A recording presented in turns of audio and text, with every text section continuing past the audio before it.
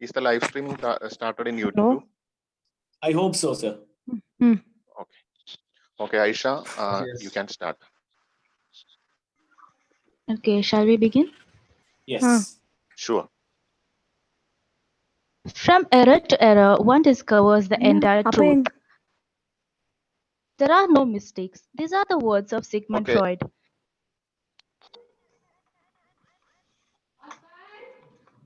Many of the greatest discoveries were the result of a lot more errors and failures. Research is creating knowledge, as Neil Armstrong said. On this journey of creating knowledge, Little Flower Institute of Social Sciences is here to guide you all on the right path. I wish a warm welcome and a fresh morning to everyone gathered here, especially to all the curious minds who are here to change their research game with all the information you acquired today from this amazing session on qualitative and quantitative research methods by Professor P. A. Baby Shirey, an eminent psychologist and faculty member of Department of Psychology, University of Calicut. Every successful program. Participants, please mute your mic. Every successful program is the fruit of the effort of many students and faculty members, along with the support of the management. So, for a formal welcome speech, I invite our beloved faculty coordinator, Mrs. Angel Maria, Assistant Professor of Department of Psychology, Lisa.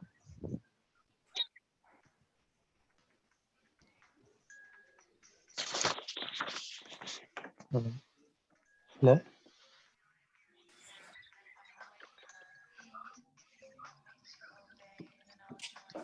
Good morning. A warm word of welcome to everybody present over here. It gives me an immense pleasure to welcome all of you to this webinar on qualitative and quantitative research methods. First of all, I would like to take this opportunity to welcome our beloved principal, Dr. Benny Joseph, to this webinar. Welcome, sir. It is a great honor to welcome our Director of LISA, Reverend Father Jose Meretugochil CST, to this webinar. Welcome, Father. I heartily extend my welcome to Reverend Bobby Pololikal, Reverend Father Bobby Pololikal CST, Manager of LISA, Reverend Father Niju Talachira CST, Assistant Director of LISA. Welcome you, Father. With great pleasure, I would like to welcome our resource person, Professor Baby Shirey, Department of Psychology, University of Calicut. Welcome, ma'am. Last but not the least, I take this privilege to welcome my colleagues, beloved students, non-teaching staffs, and all the delegates to this.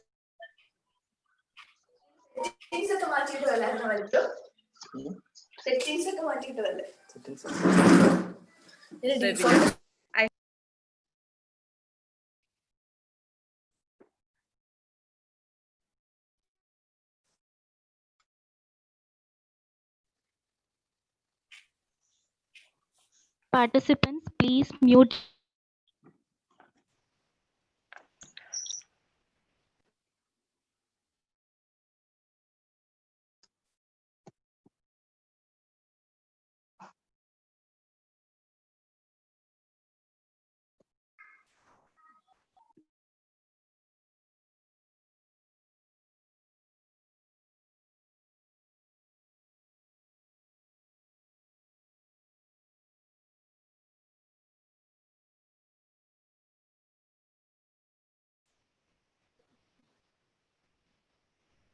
Thank you, ma'am. It gives me great pleasure to have an opportunity to recognize, respect, and appreciate all the valuable skills and knowledge our dear principal, Dr. Benny Joseph, has imparted onto us in this journey. I invite Dr. Benny Joseph, principal of LISA, for the inaugural address.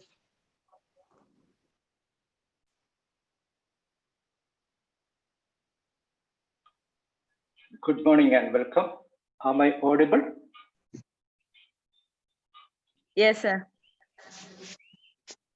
Our Director, Reverend Father Jose Melotukuchil CST, or Manager, Reverend Father Bobby Pullolikal, Honorable Resource Person, Dr. Baby Shirey, Professor, Department of Psychology, University of Calicut,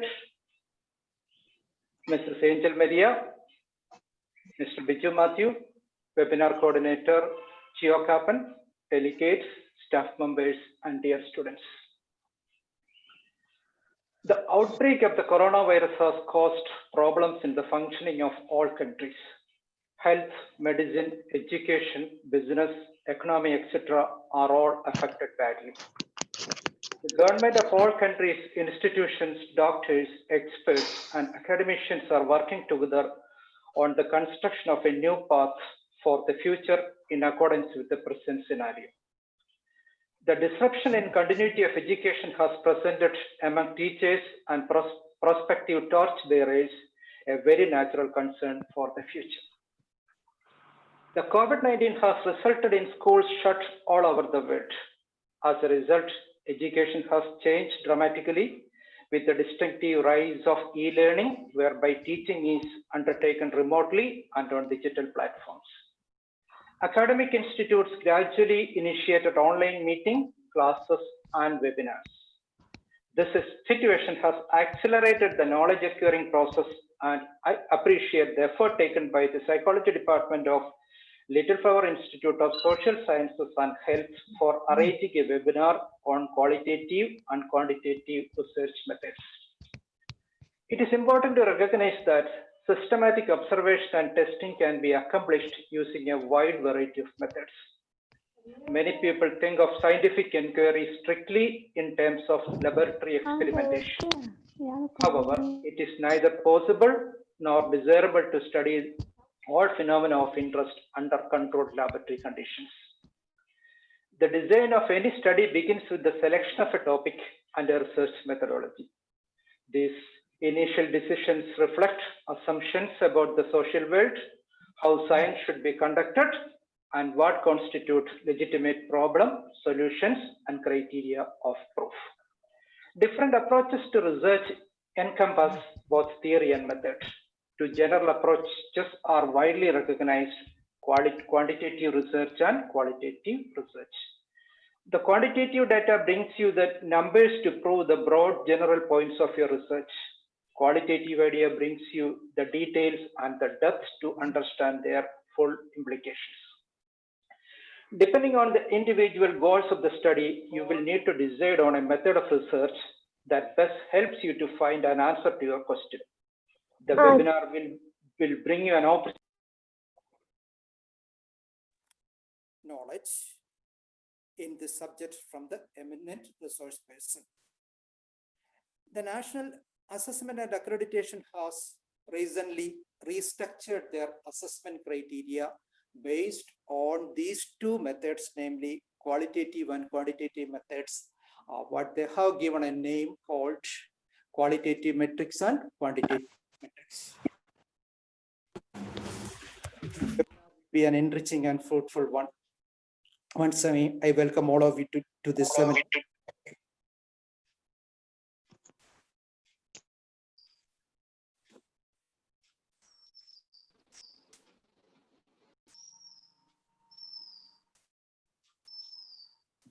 Omkar, what does it gange?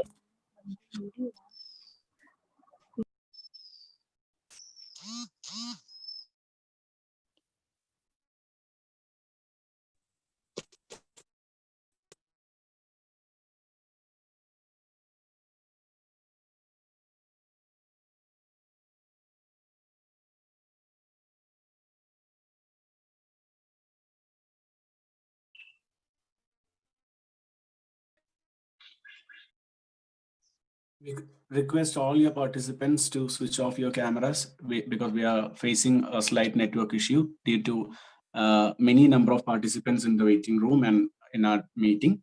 So kindly switch off your videos. Over to the program convener.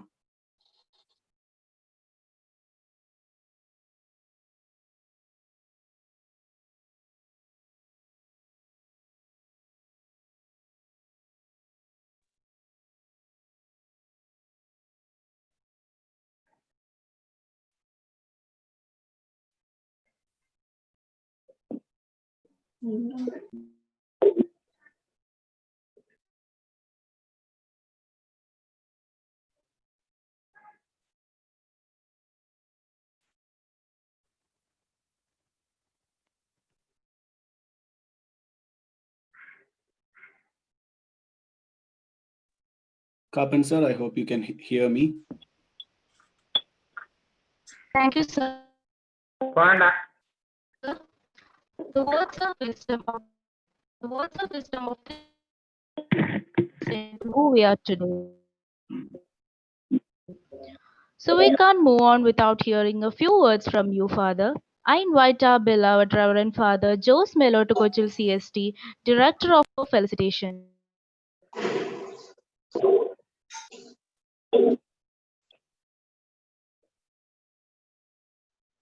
Good morning to everybody. Welcome to Lisa. I'm glad that the Department of Psychology of Little Flower Institute of Social Sciences and Health is organizing a webinar on research methodology. From the very beginning of LISA, we have designed LISA as a research and training center in social sciences. So research is very essential for getting true and correct knowledge, production of knowledge through the research. So any knowledge supported by research methodology or research work is highly valued. Usually we learn from the researches of others, but as Social Science Institute, our college itself should produce good knowledge, because often we are in the midst of many fake news. Nobody knows what is correct, what is truth. So through research methodology, our students are taught how to create right knowledge in the subjects they are studying. So I'm glad that the Department of Psychology, both PG and UG students and the staff are organizing a webinar on research methodology. I hope it will be beneficial to all the people who are participating. I see the good number of participants, about 400 people are already in the registration, participating it. I wish everybody good luck, especially my wishes to Ms. Angel Maria, Angel, and then their team, and webinar coordinator, Gio Capin, and others. Thank you. God bless you.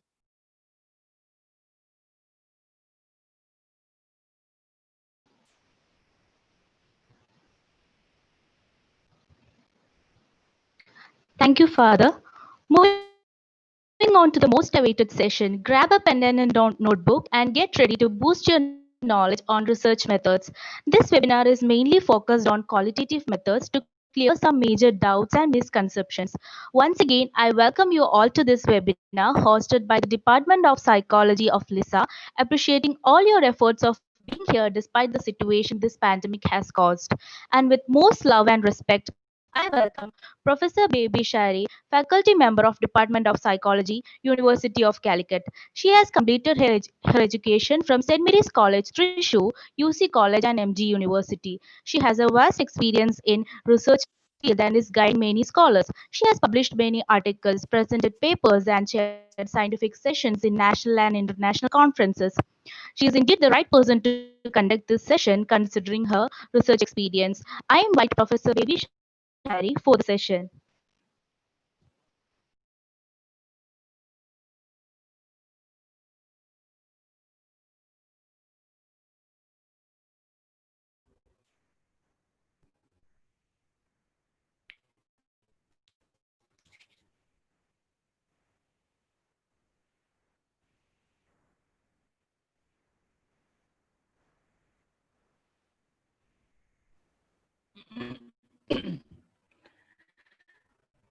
Respected organizers, faculty members of LISA College, and the participants of this webinar. The session will be going up to roughly 12:30 or 1 o'clock. You can also intervene a little bit because sometimes there will be interruptions in between. So whether I have to repeat or not, you can tell me. As the organizers had explained, this general, and we will be concentrating more upon qualitative methods. And through this session, I'm trying to create a general awareness on qualitative methods in general, specific to psychology.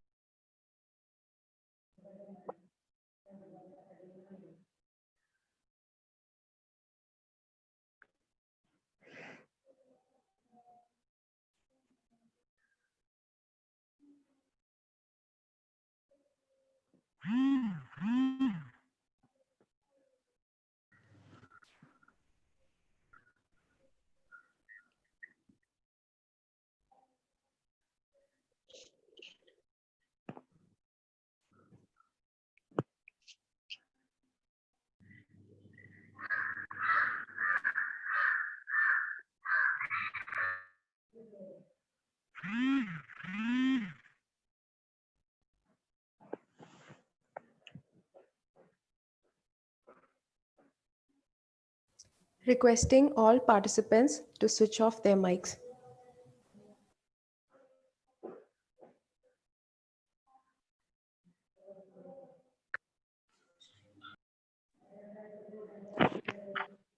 Ma'am, your mic is muted. Can you please unmute it and share the screen once again? Yeah. Thank you.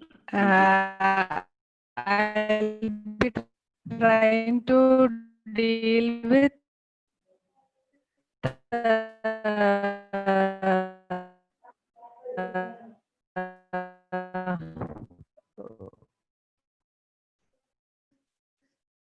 more examples from psychology, because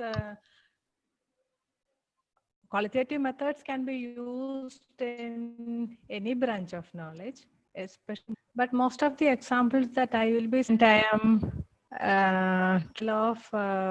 beginners of post-graduation, and I'll be trying to create an interest in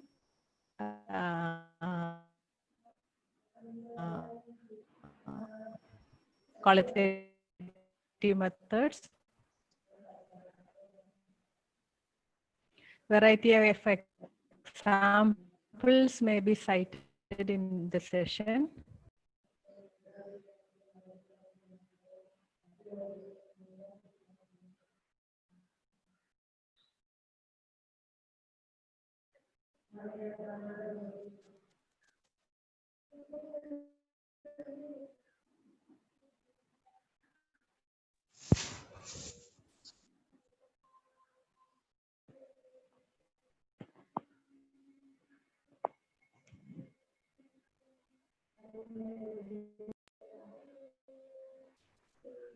I'm not trying for any skill development in this particular session. Sometimes it may be that is not targeted at present, not like a workshop and all.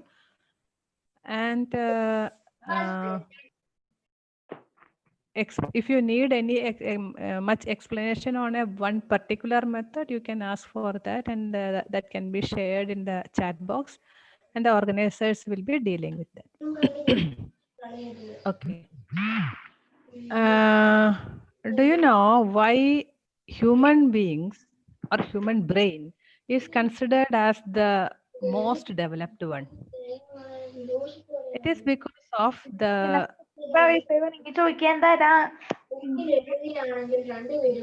participants, please mute your microphone.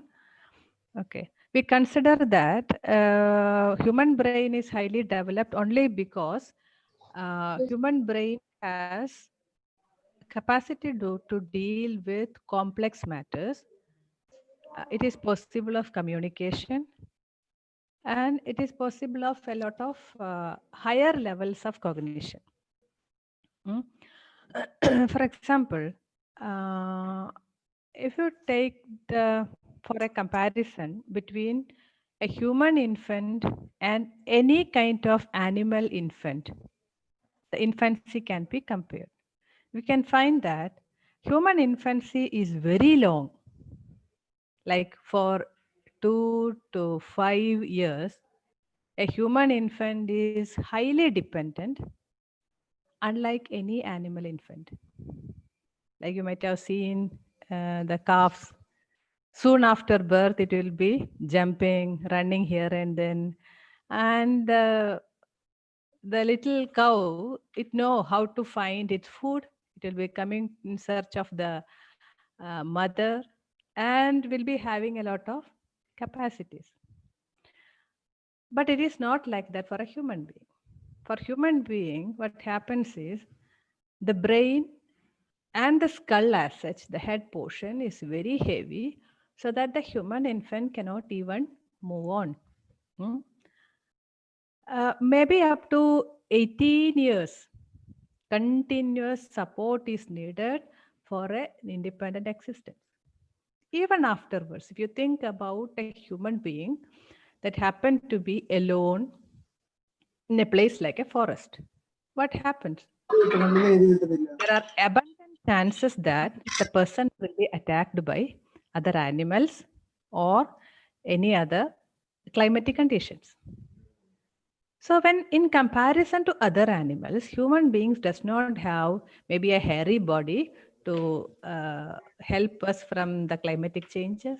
We don't have any horns or sharp nails to attack, find our food, and things of that sort.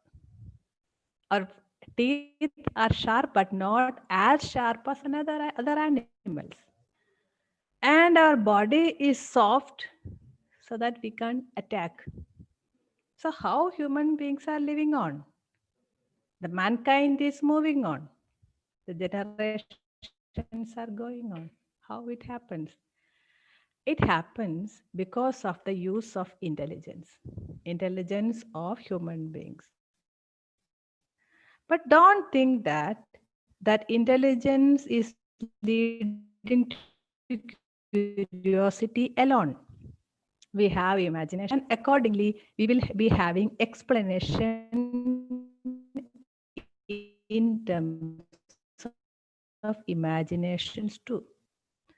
Of course, that is needed for scientific development, but sometimes our brain is lazy enough to find easy answers.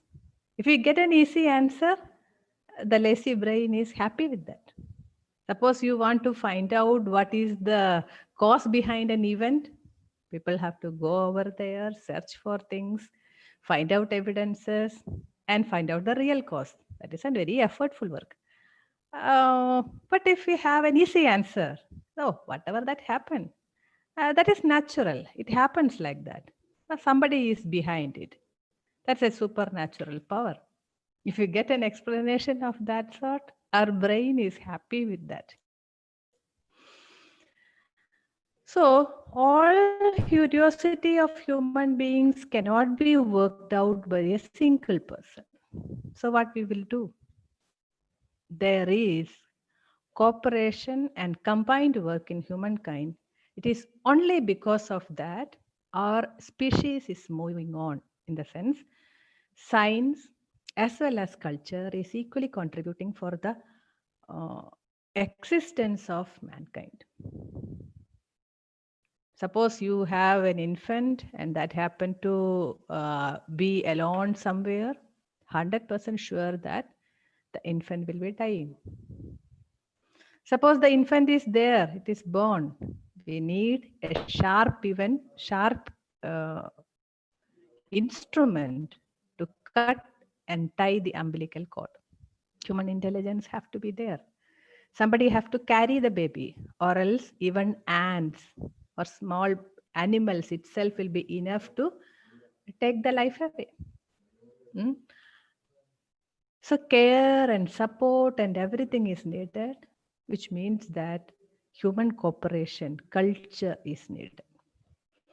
So when a psychologist will be understanding about human beings, we should thoroughly understand the role contributed for human existence by science as well as culture. Culture is not simply having some celebrations or rituals, but it is the cooperation in mankind, the cooperation among human beings, which help us to move on. In that kind of a perspective, a psychologist is in need of a scientific temper to be in the profession. Don't think that we can simply move on with some belief system, simply move on by thinking that the God is there to take care of us, or some external agencies are there which has already determined everything so that that agency will be take care of it. No. In a scientific perspective, we should have cooperation among mankind and the contribution of science and technology. So that scientific temper has to be built in budding psychologists. That is why we care about methods in psychology. As you all know, psychology is a scientific study on behavior. So why it is a scientific study? This just because it is utilizing scientific methods, which is systematic, and we give importance for certain kinds of features of science. Any branch of knowledge will be having its importance only because it is using some methods. So hope you understand. I am sharing the screen. You may be able to see. As a living organism, human beings have certain characteristics. Our brain is high functioning. We have curiosity and inquiry. And we are you able to see this? We have the fear of uncertainty, but the human body has got limitations. The intelligence, science, and technology and social interactions are necessary for the human beings to move on. When we say the scientific ways of thinking, we can't say that all methods are scientific itself. There are easy ways to answer. And that is very easier for us. Suppose a child is falling from a chair. The child is very happy to say that this chair had pushed me down, by thinking that chair is an agency which is doing that. That kind of an explanation will be very sufficient for a child. But think clearly whether do you have this kind of perspectives with us. We also may have. Because we are trained to obey, we are trained to follow, and we sometimes feel that that is something very scientific, so that if you have any doubt, you feel that there is an acharya or there is a priest, so you can go over there and ask him, what is the particular thing told about this event in the text? Maybe through the WhatsApp and all, you may be getting a lot of messages of that sort, like, okay, this kind of a pandemic that was already mentioned 3,000 years back, it is there in the book. And what we have to do is we have to follow a particular style of prayer. And there will be family groups, people joining together at some places and say that, okay, we can do that prayer and see whether the pandemic is over or not. Things like that happens. And most of you might have experienced or even received that kind of things. And they understand that these are non-scientific ways of thinking. And when it is a scientific thinking, we never fix authority to some people. Sometimes, people will be looking for evidences, but looking for evidences only those things specific to their arguments. Like a teacher feel as if she has got a particular style of teaching, that's a very authoritarian style, and she may have an argument that when I was using this kind of a method, the students are performing very good. What happens? She will be counting, or he will be counting only those evidences which are supporting for them. A scientist won't be going to accept it. we don't have to obey somebody. So like some traditional kinds of practices were there and that has to be followed. No, nothing like that in scientific perspective. A teacher may be there, but teacher may not be core of ideas. Even we will be challenging our teacher through the scientific ways of thinking. And sometimes some logical explanations also will be there in our kind of perspective. We feel like some people pray. Those who pray had a cure. So that prayer will be leading to a cure. This kind of logical kind of thinking. Logic is needed. Logic and philosophy is highly needed for society. But this kind of priori method is not being accepted. Okay. So what I was trying to tell you is that when you think about a scientist, suppose you have a stomach pain, you are going to a doctor, you never think that the doctor have some assumptions and it is because of that he is giving you some diagnosis and treatment.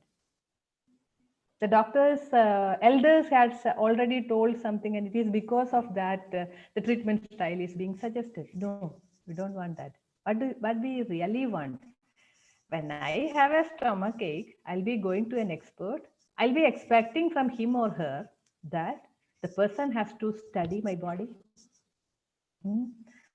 And that has to be leading to a scientific diagnosis and then leading to a treatment. And I expect that the treatment shouldn't be painful. Okay, when it comes to the matters of ourselves, what we think is we are in need of scientific thinking. So that just like a researcher, just like a scientist, a psychologist never jump into conclusion. A psychologist is expected to study the causes, study the situation, observe, analyze them, then only coming to conclusions. That is being expected from a psychologist. That is why we are in need of scientific ways of thinking.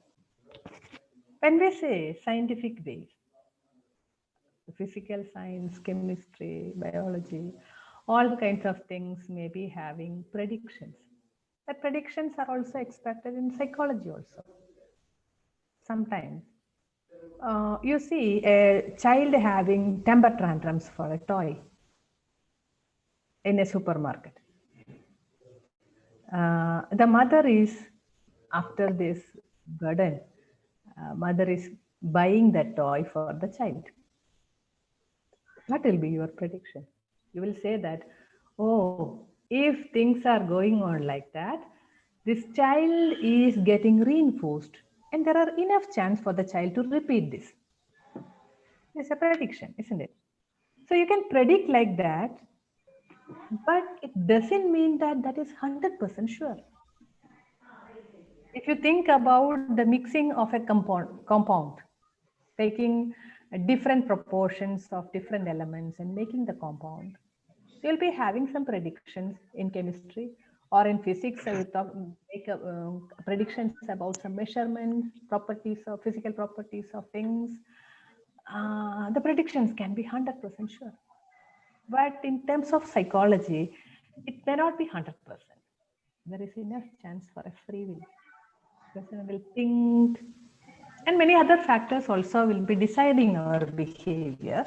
So that what happens is, unlike physical science, the determinism will be there in the sense, we can say 100%. Sometimes the probability will be explained in terms of scientific aspect, but that is there as the peculiarity of our subject.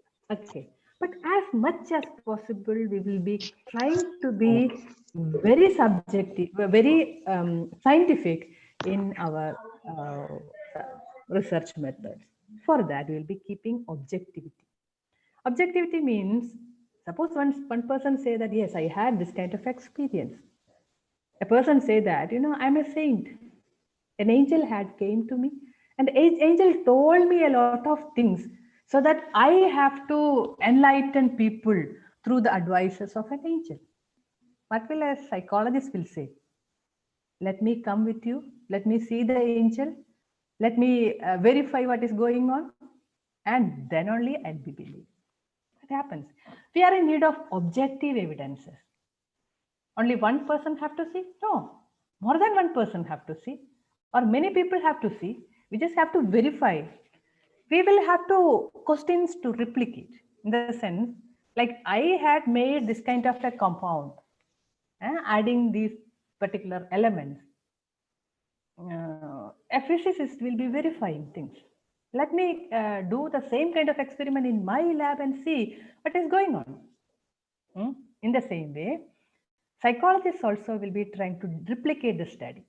If there is a finding, we will try to replicate it, and the evidences will be taken through a systematic procedure. So there will be examples, and that kinds of things will be done. I'll give you an example. Like, suppose there is an argument that watching TV will be affecting the creativity of children. That's a statement. Can you say that that is a thing which can be objectively verified and studied? Is it a finding? If you ask your the young mothers whose children are studying in schools and all, they'll say that no, nowadays the children are using phones too much, they are watching TV a lot, and that is affecting their creativity. How can you come to a conclusion? How can you verify it?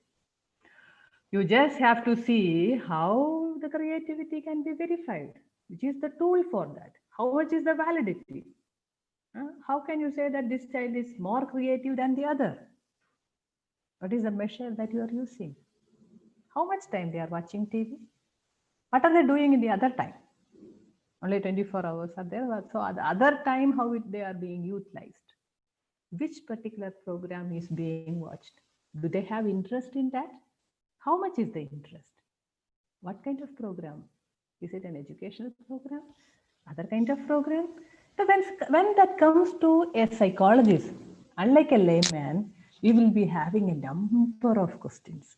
Only when all these questions can be validly answered, we will say that, okay, that is an objective thing. Or else we'll say that, no, that is not a research problem. We cannot work on it. The research problem has got its own issues, its own peculiarities, characteristics. Then only that will be agreed as a considerable problem to move on.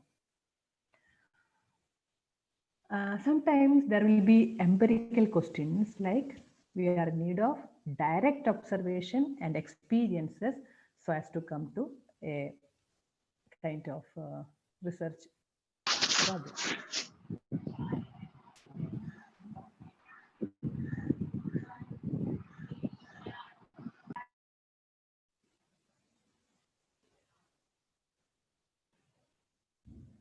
So now we are coming to more in detail on the qualitative aspect of researches.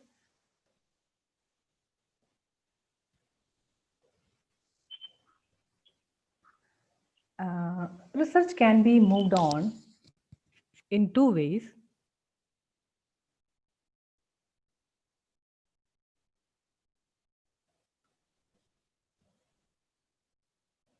We can deal with the research in two ways.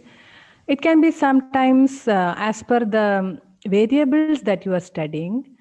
Sometimes the quality of the variable will be directly in terms of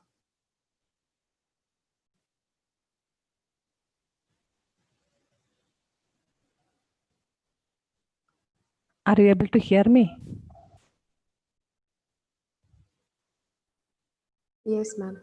Yes, sure. Are you able to get my screen? We saw the brain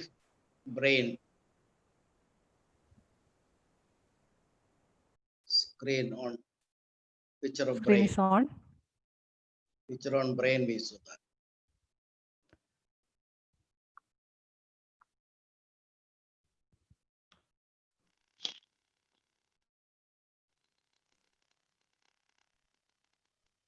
Are you able to get my screen? No, miss, we can see you, but not the screen. Okay.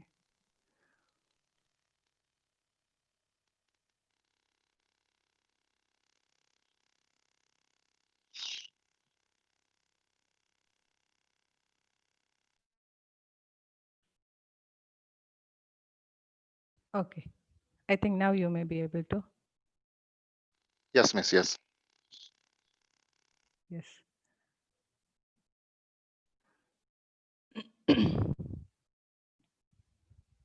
Yeah.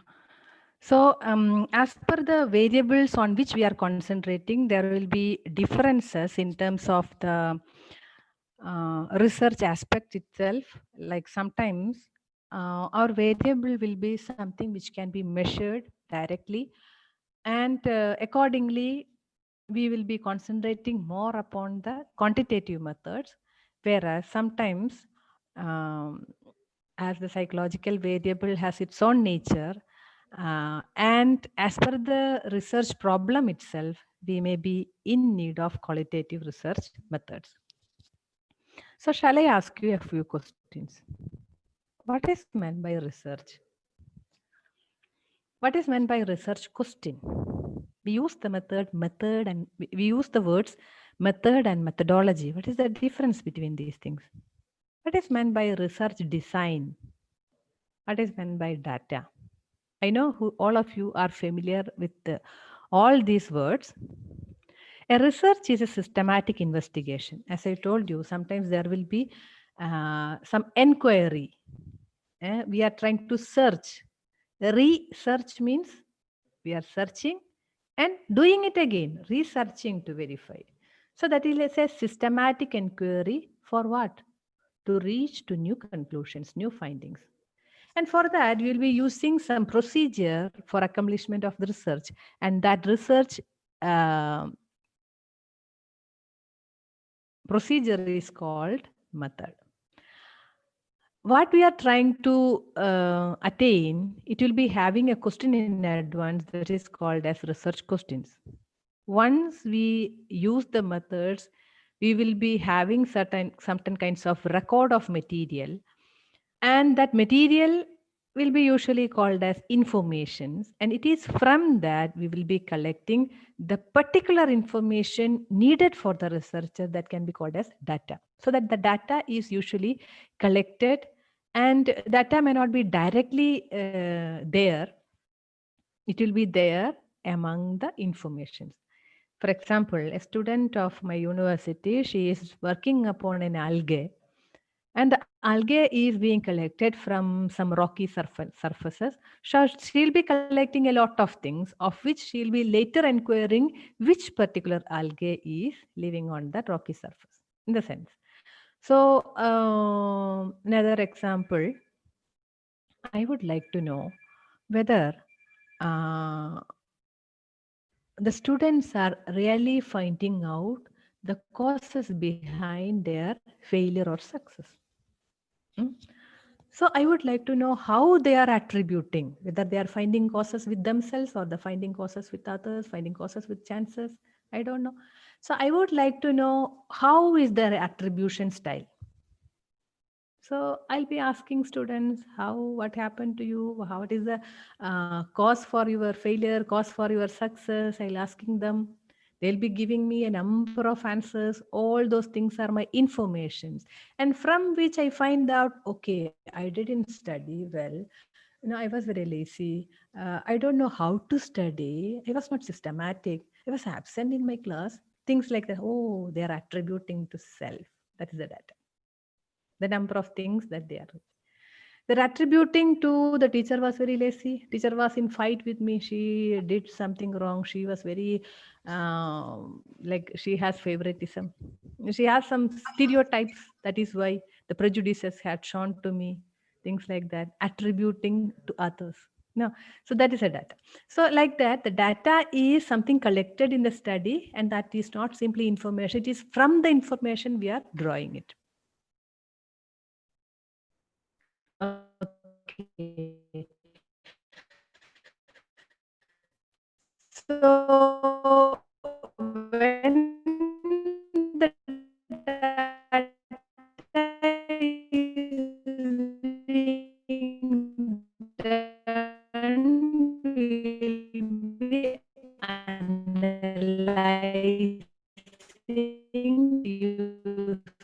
using certain methods. And core of research is method. In studying a particular problem, part of a research.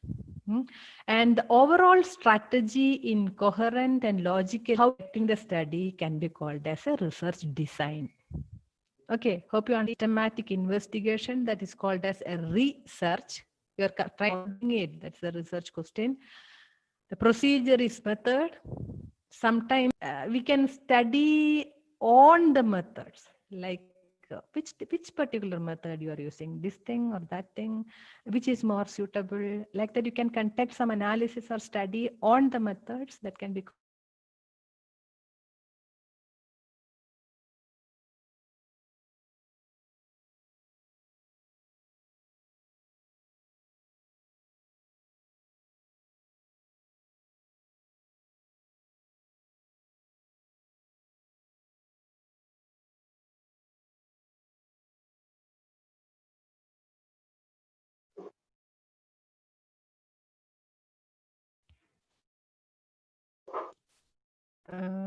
The sharing is being continued or lost? Screen sharing is being received? Ma'am, we can't see your screen. Ma'am, kindly share your screen, please. Okay. Yeah, it's getting ready. Yeah, fine. Okay. So you are familiar with all these words, and research in psychology is, as I told you, it is labeled as science, so that the method has got enough importance, where we are also we should be concerned about the ethics, especially when doing experimentation or collecting data. We know that our behavior is highly being influenced by the environment. Like we say that the heredity environment controversy. It's a debatable topic. We are being influenced by our heredity. We are equally influenced by our environment. But we conduct studies in lab, isn't it? It is the psychologists who always talk about the environment, but we conduct studies in lab. That is a controversial thing. Another thing is that sometimes we just have to think about it. Like most of the studies, if you like analyze studies in journals and all, we can see that most of the studies are being conducted in youngsters and in adolescents. Maybe because people are easily available in their educational institution, we prefer things of that sort. That will be affecting the data too much, and that will be difficulty for generalization also. But in this condition, why we are using qualitative research? Some students say that, that is a recent trend, and we just have to go for qualitative. Nowadays, people are using qualitative methods, so it has got more fame. Now, certain analytical techniques are available in qualitative, so that why can we use that? Some people say that, intelligent people will be doing qualitative research, so that we have to go for it. Things happen. Like, as psychologists, you should have a curiosity over some peculiar tendencies and perspective of people, like amongst doing some observations or studies in adolescents. They used to tell that, those who are brilliant in mathematics, those people are very eminent people, then they can do everything. In psychology, sometimes say that sometimes students are brilliant with their research methodology, and those people are good psychologists. Things of that sort happen. It's not like that, why we are using qualitative research, it has got some kinds of cause behind it. As I told you, human culture is developing, and now we have come to a level from 19th century onwards. If you think about, people have come to understand the variety of cultures, variety of people, mankind. They are not the same. We cannot say that, one India, people are the same. We just have to come to a single kind of approach to everybody. No, no, no, it is not going to happen. I am different from you. You are different one among yourself. You are different one another. In the same way, there are a lot of kind of situation which make us different. When we think about a group, that will be if a section of a society, and that will be containing plural or that contain different varieties of human beings. My perspective is that academics should be the concern of state. But suppose you have got an academic institution, you are running a college, and you say that we are giving 10% of the seats free of cost for the students. Your college is located in maybe Delhi or Mumbai. So you would like to find out 10 students who can study in your institution free of cost. Whom will you select? A student was searching for admission in Oxford University. So he told me that, I am from a very remote area. I am from scheduled tribe. My language is different. My mother tongue is different from that of the major society. I don't have much language skills. Shall I get admission in such kind of very good universities? The person approached the university. The university was very willing to give the admission. They said that, when we are providing education for a person, if that is far reaching, that will be the credit of the institution. So suppose you want to give some free of cost education for 10 students, whom will you select? We can select people from variety of places with variety of culture, variety of background. So whatever you are providing has to reach, isn't it? So in terms of pluralism, that happens to be the policy of our national culture, where we have to give importance for each and every categories of people. We just have to study social relations. Individually is important. There was a time we had experienced, our ancestors had experienced inequalities to a great extent. But now we just have to understand it scientifically, and the diversity and subcultures has to be respected. Okay, in a postmodern era, we give importance for narratives. What people has to tell, but people has to narrate about their own historical events, their own experiences, past experiences, and things like that. That is important. There was an old lady. She was roughly maybe some years back, nearing 100 years. So one of my friends, she was doing research on history of Kerala. We know that there was a time ladies are not allowed to wear this their kurta or upper clothes. There was a time of that sort. People began to wear this their blouse. It was worn by upper class people alone. So wearing this blouse was found to be a sin. So they decided to wear this blouse as a fight against. So in Malayalam, it is called as marum, like they are covering their breast, covering their upper part of fight against the system. So this researcher heard that there is a lady who took part in this kind of a strike at that time. She was staying nearer to Vaikam, nearer to this Ernakulam district. So the researcher is going to meet that.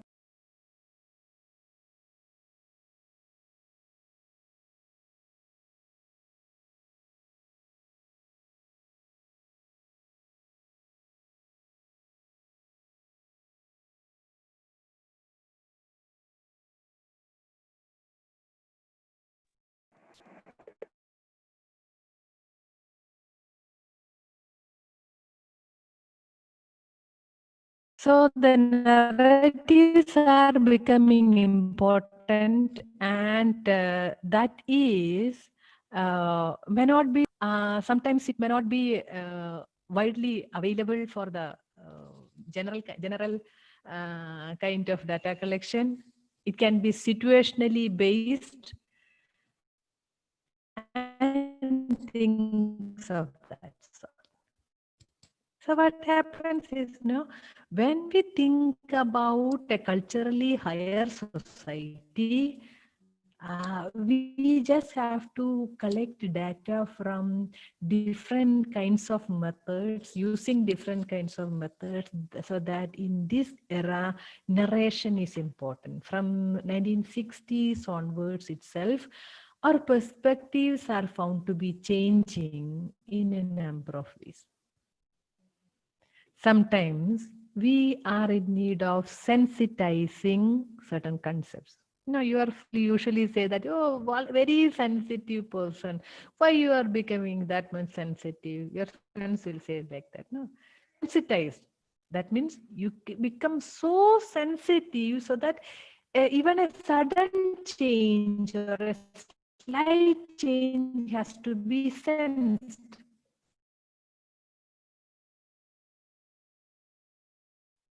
Managing director or CEO of an office, in your office, can you become insulated to that issues? No. Being a person, you just have to get sensitized. The minute change has to be understood. Like when we think, we have to get sensitized. Recently, a professor of university was talking with me. She said that COVID-related lockdown is there.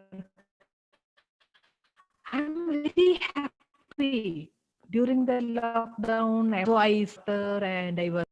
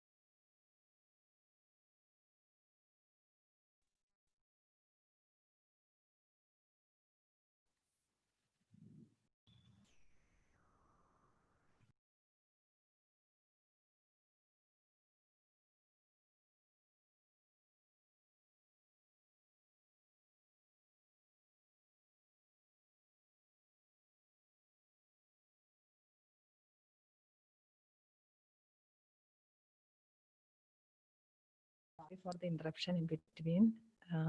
What to do? We just have to continue now. So when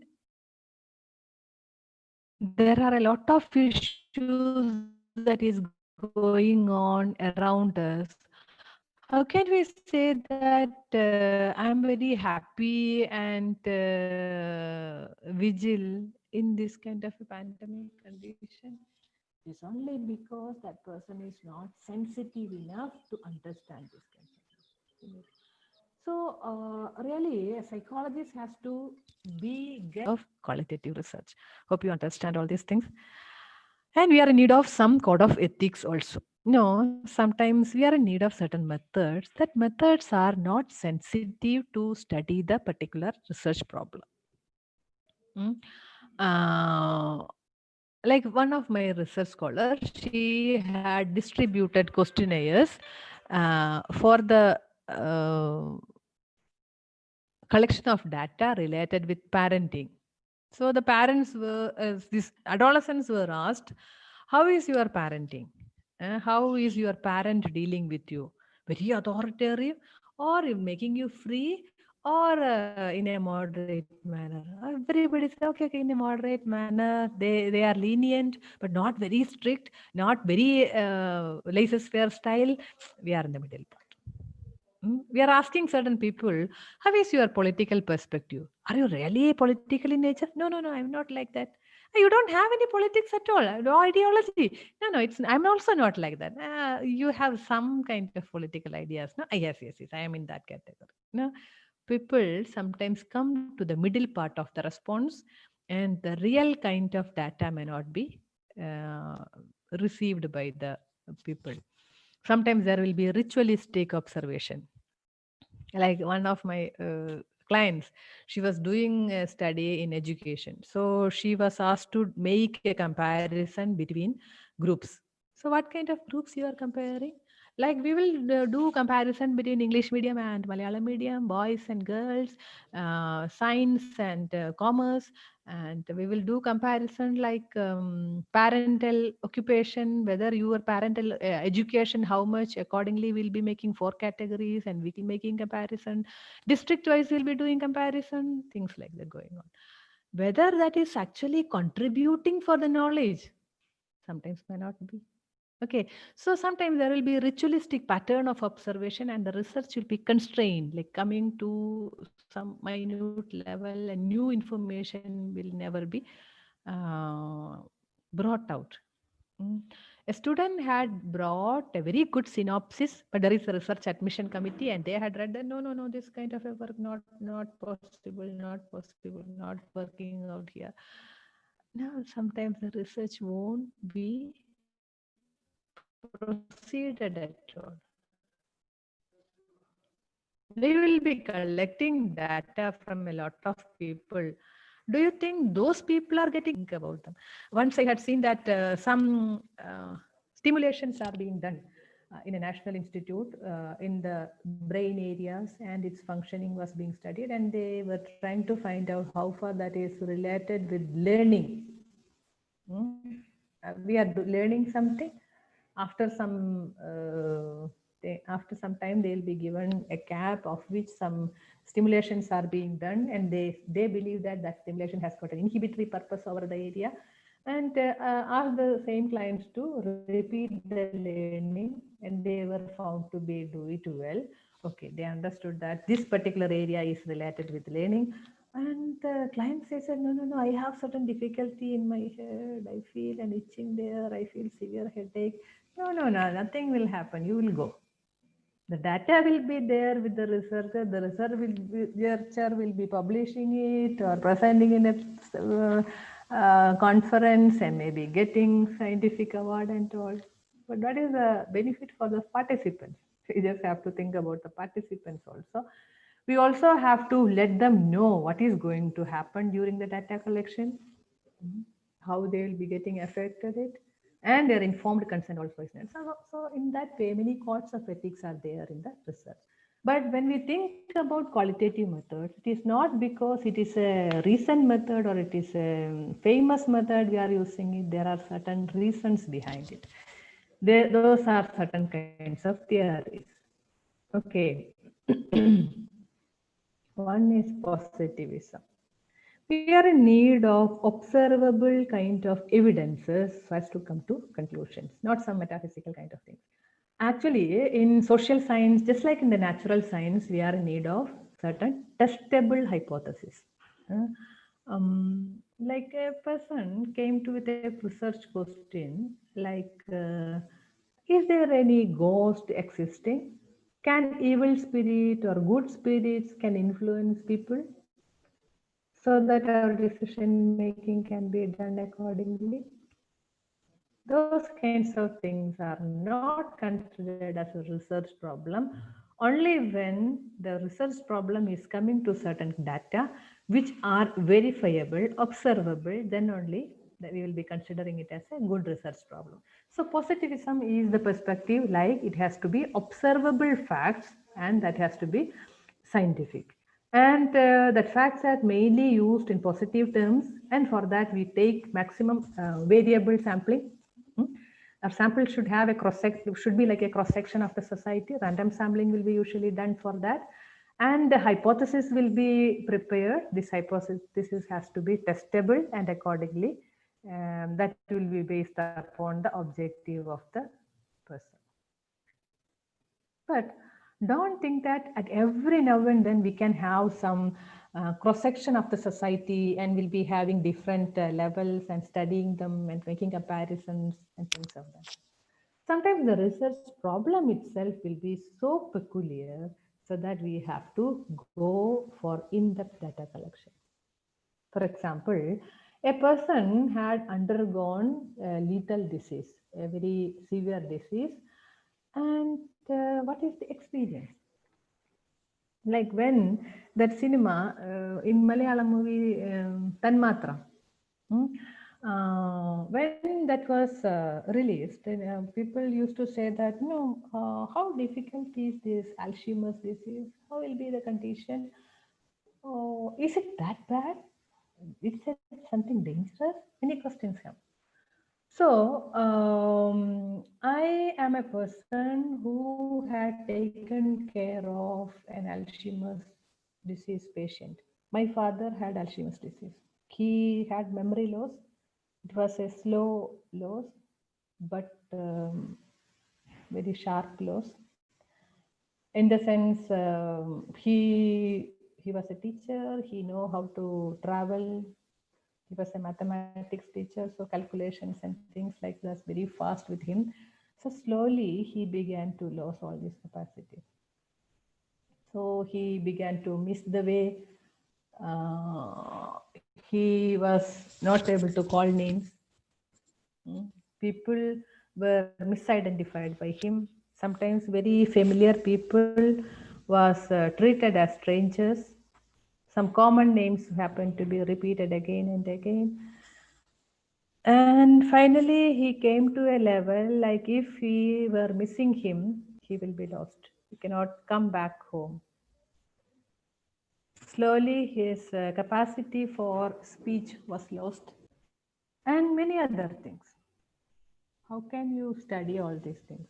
Suppose you have an interest on Alzheimer's disease, you would like to study this particular person, you just have to come to a caretaker, talk with them, their narration has to be collected.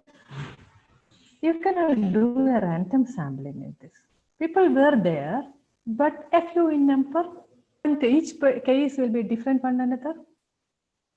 There is a distinction to positivism. You just have to come to the person, in search of the person, sit with them, talk with them for a long time, and the data has to be collected. There will be a rich data that will be received by you, but cannot say that, that is the thing which can be generalized to everybody, that there is criticism against it. How far the caretaker is ready to open up, that also is a question. So explicitly and implicitly that is being criticized, but still the data collected by you, if you are a person of interest in this particular thing, very good, isn't it? So the qualitative methods are in need of evidence, in need of in-depth study, but that happens to be one of the reason behind it. Like you will be getting abundant in-depth data. About the constructivism, I'm talking to roughly 400, 500 people now. I'm talking to you, the same words are being received by everybody. Can you say that everybody is getting the same experience? No. How?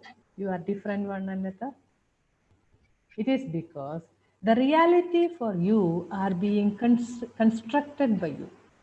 It's not something given by somebody else, but that is being constructed in you. Your past experience, your interest, your motivation, your present condition, whether you had taken food before the session, whether you had taken a pill, whether you have had a headache, all this will be determining to decide your reality.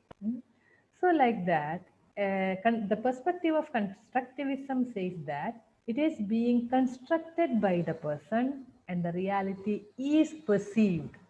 So that we cannot say that something given to everybody will be received equally by everybody. In the sense, there is a subjectivity in understanding the reality. We just have to access to the reality as per our cognition. There are studies in this area related with cognition in the lab, outside the lab as social cognition and things of like that. So constructivism is one theory behind, say, qualitative methods. The knowledge is being constructed. The construct means not simply a concept, it is the abstractions, and that will be leading to generalization and the formation of certain ideas and things of that sort. So it has got some kind of criticism in terms of its dependent nature, but of the objective validity is also in question, just like that positivism approach itself. But in terms of a social interchange, we are in need of constructive. Then from 19th century onwards, we have to think about the development of feminism. You read some studies, even recent studies or past studies, we can understand that, our society, the sample will be in such a way that we feel that whether our society is missing one half of the population. I used to give some examples to my students, like after a long journey, your mother is complaining about some pain in her leg. You don't have the pain, but she has. When she go to office, even when she go to for a travel, even when she sit at home, she has this pain. You may be thinking that it is only because she has issues with her calcium during the days and things like that. But actually, what happens is our furnitures are being constructed for males. Like if you are sitting on a chair, a lady will find it very difficult to touch her feet on the floor. So she may be keeping her leg on the toe, and after some time she begin to feel pain on the ankle. This happens when she is sitting in the dining table chair or office chair or in her private car or in a public vehicle. So that is why the mother has got these kinds of issues. As age increases, that happens. Our world is designed for males. The male dominance can be there everywhere, and psychologists has to be sensitized to do these kinds of constructs, like what is meant by gender, whether male and female are considered equally. Suppose you ask an opinion to whom you are approaching.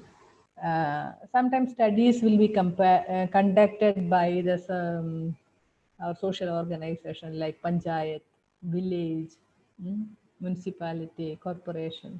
So people will be coming to our house to collect data. Who will be the main data provider? Most of the time, the father of a family will be giving data. Will they come to young children or housewives to collect data? Most of the time, no. Recently, some changes can be seen, but most of the time, we'll be saying that in Malayalam, we say,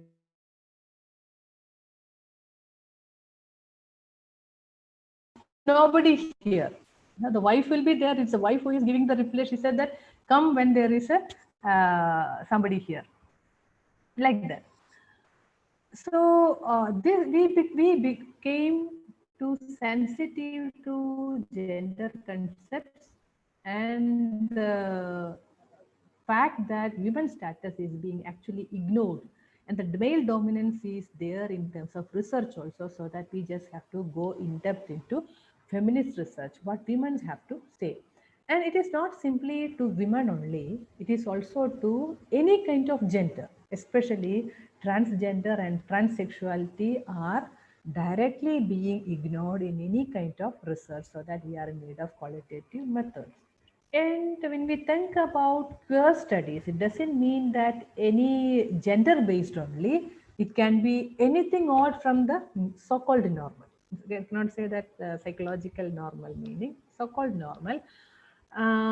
They can be somebody who is not dominant. They can be called as queer, and queer also is in need of studies. So we just have to decenter the identity. Not identity is not centered to one particular aspect. It has to be decentered. Recently, I had undergone a workshop in which we were talking about valorization theory. That is social psychology theory, in which we consider that, I ask you, what are you?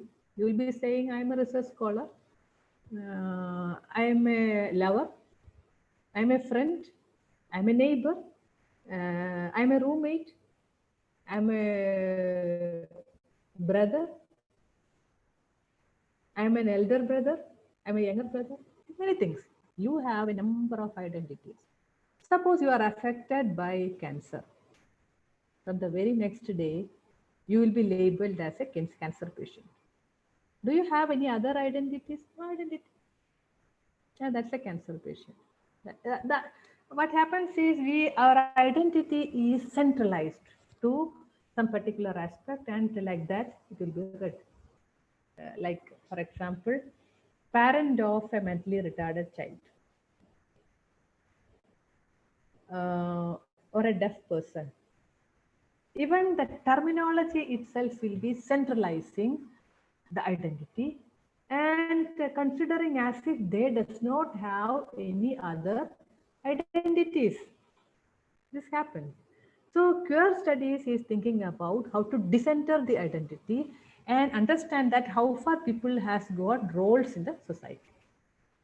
So the research perspective is a symbolic interactionism, because subjective as well as individual meaning will be given for the data that we collect. Ethnomethodology is being utilized in the sense that we will go to the routine life of people to study. As we are concentrating upon behavior, behavior is not something that is expressed in a response for a stimulation, but it will be throughout life, all our behavior. No, so the routine life of a person is very important, and we also think about psychological and social unconsciousness. So in going in depth into qualitative methods, we also have to know what is meant by triangulation. Like, one single method may not be enough so as to draw some conclusions, so that we have to think about multiple methods and a collection of methods joining together so as to provide the information that we are searching for. So the researcher takes different perspectives on an issue, and that will be tried to answer through the research question using a variety of methods, and that collection can be called as triangulation. For example, a person was studying street children and how far they have health issues. Can we say that by counting the number of people who are coming to health center or a medical college can be taken into consideration to rate their health issue? No. There can be a number of other ways that should be clubbed up so as to come to the finding. Okay, so their subjective experience is important, how they are feeling it out. They are simply ignoring the symptoms or coming to the medical support only when the severe is too high and that cannot be withstand. we just have to see. So what happens is we are in need of a number of collection of methods. A place very nearby. It was very well known for the business over gold. So a number of jewelry shops are there. Why so many jewelry shops in this particular village? So that's a question. So that has to be studied in advance whether people are simply starting an organization and trying to use some black money and things like that. And it was found that a lot of youth are involving in this, the dealing of the black money. So how is their behavior affected? That happens is sometimes they may not be academically brilliant. That is why turning to this business, and money is coming to hand all on a sudden. They don't know how to spend the money, and that is leading to a number of social issues. What all are the social issues? How women are getting affected out of it? How they are open for corruption? Whether they have any link to some um, antisocial agencies, things like that. Now, when we will be coming to one's research problem, it doesn't mean that we have one straight line to go and collect data and come back. It's not like that. We are in need of triangulation so that multiple methods has to be used and that has to be clubbed together, and the approach has to be utilized. We are undergoing social changes. We cannot say that the society is as same as that of your grandparents. It is changing. We just have to understand constructs, not simply concepts, and has to get sensitized to that, especially when that comes to social issues. And the local knowledge and practice are also important. I'll give an example like when you think about Ayurveda, we can see that people began to use the locally available products as medicine, and that was utilized. Most of the time that will be locally available products. So one person is doing Ayurveda in Kerala, another person doing in Himalaya. We cannot say that both of them are utilizing the same products. And earlier there was a thinking that this is a very holy kind of capacity, so that that cannot be shared to others. So they will be sharing only to their offsprings or somebody who is a favorite kind of students and things like that. So at that time, a lot of information might have lost by the start of allopathy system. I'm not saying that the Ayurveda system has got a kind of theoretical backing, but a collection of medicines might have been there. And only because it does not have this system of writing and system of sharing, many kind of information, sometimes even scientific information might have lost. So suppose a researcher is in search of that, the person also have to think about the local knowledge and practices. So one of our research scholar was doing on it how the madness was being addressed by these people, and it was found that sometimes people will be having a lot of paranoid ideas and all, and feeling that only God can be treat me or change the situation, so that the therapist will be taking the role of God itself and will be showing some magics and say that no, at this time I am not this doctor, I am God came in this kind of appearance, and I say that things are okay and you have this medicine. Okay, so like that was a local practice. I'm not saying that these are highly scientific, but the local knowledge is important for a researcher so as to see how is the change of practices has come and how can the practices can be having scientific elements at that time and things like that. Okay. Recently, a study was conducted, a survey was conducted in the nearby locality of our university. So people were approached and there many kind of data was collected. So my students were interested in suicide. So suicide was the topic, and somebody reported that in the nearby village there was a high level of suicide. The panchayat had some data like that. So our students went over there and collected data from different people, like somebody who had committed suicide was there. So their relatives, their friends, their neighborhood, their teachers, and like that, different subgroups were determined and they were approached, data was collected and things like that. So it was only very later on we understood that, you know, a lot of people from other states are also staying in this place and we didn't approach them. So do we think that they does not have data to give us? Of course they had. But in our perspective, what happened was we were thinking about those who are there with the ration card and the data already there in the panchayat, only they were being sought. How can it be? So sometimes migrants will be there. We cannot say that migrants have to go back and no, they are human beings.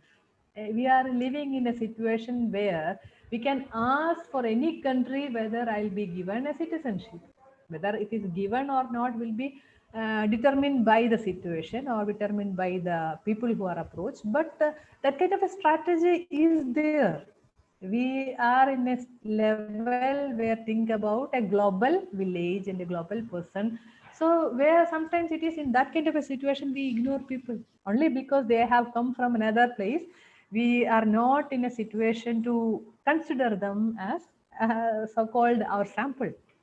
In some movies we can see that, you know, in Malayalam movies there will be some Tamil kind of characters also will be there. They'll be having certain roles. We'll feel that, oh, Tamil people are of that sort.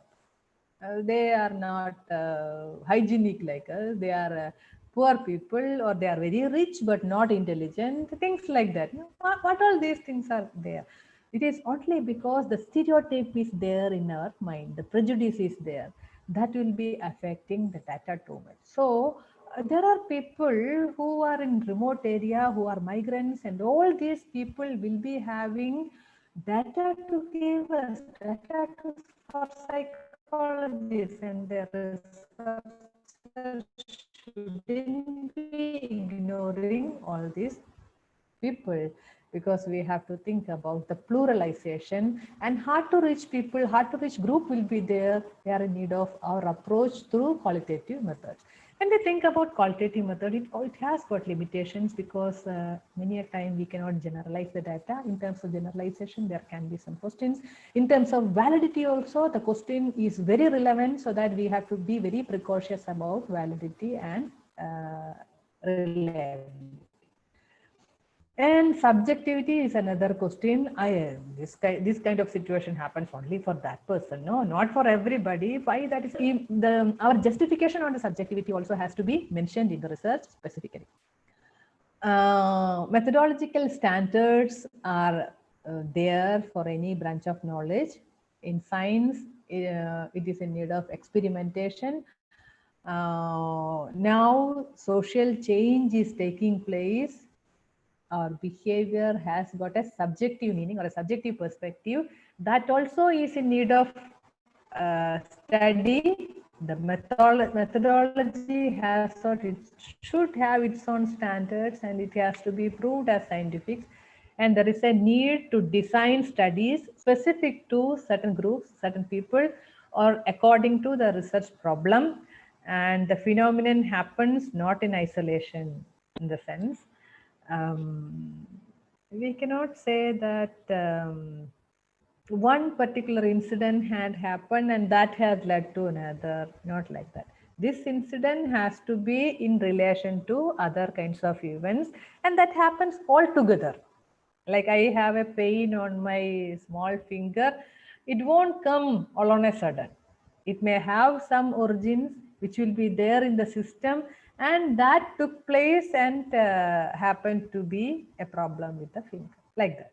No, suppose you have a pain at one place, that doesn't mean that that particular area has got some damage and that is leading. No, the system itself will be contributing that will be leading to an incident. The same way, when we take into consideration an event, a behavioral event, we cannot say that it is existing in vacuum. It is connected all together, and that happens. I'll give an example from psychology. One person is very depressed. We'll ask him, why you are depressed? What happened to you? Understand that it is not simply because of the happening the person is depressed. There can be any number of cases. It may be because of an exam failure, but it will be more because of some hormonal imbalances, some hereditary predispositions, and things like that. Okay, so an event won't happen in vacuum, so that the phenomenon is not isolated. All events are interconnected. Even our history has got a story, has got a predisposition on us. Like for example, when we think about the reservation, scheduled tribe, scheduled caste, and the backward community and so on, other people won't be liking this situation. Why? Why you are giving over importance for one category alone? Why can't everybody equal? No, how far the society is ready to take the equality. Are you ready to go to a tribe and make friends with them? And are your where your community is ready to get married to these people, being in company with them? No, no, no, those kinds of things won't happen. No, when that is there, when these people has got a history of domination over the one over the other,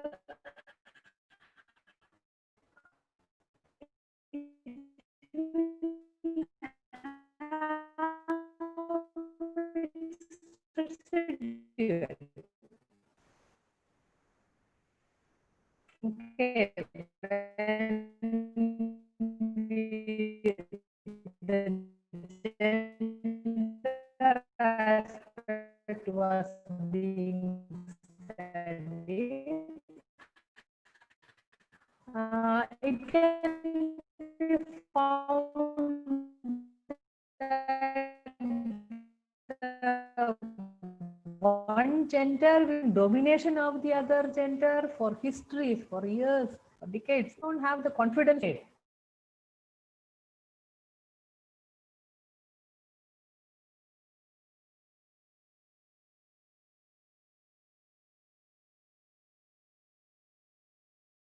So it is not because of the event of that particular individual alone, but their historical events will be contributing for that particular behavior. That's it.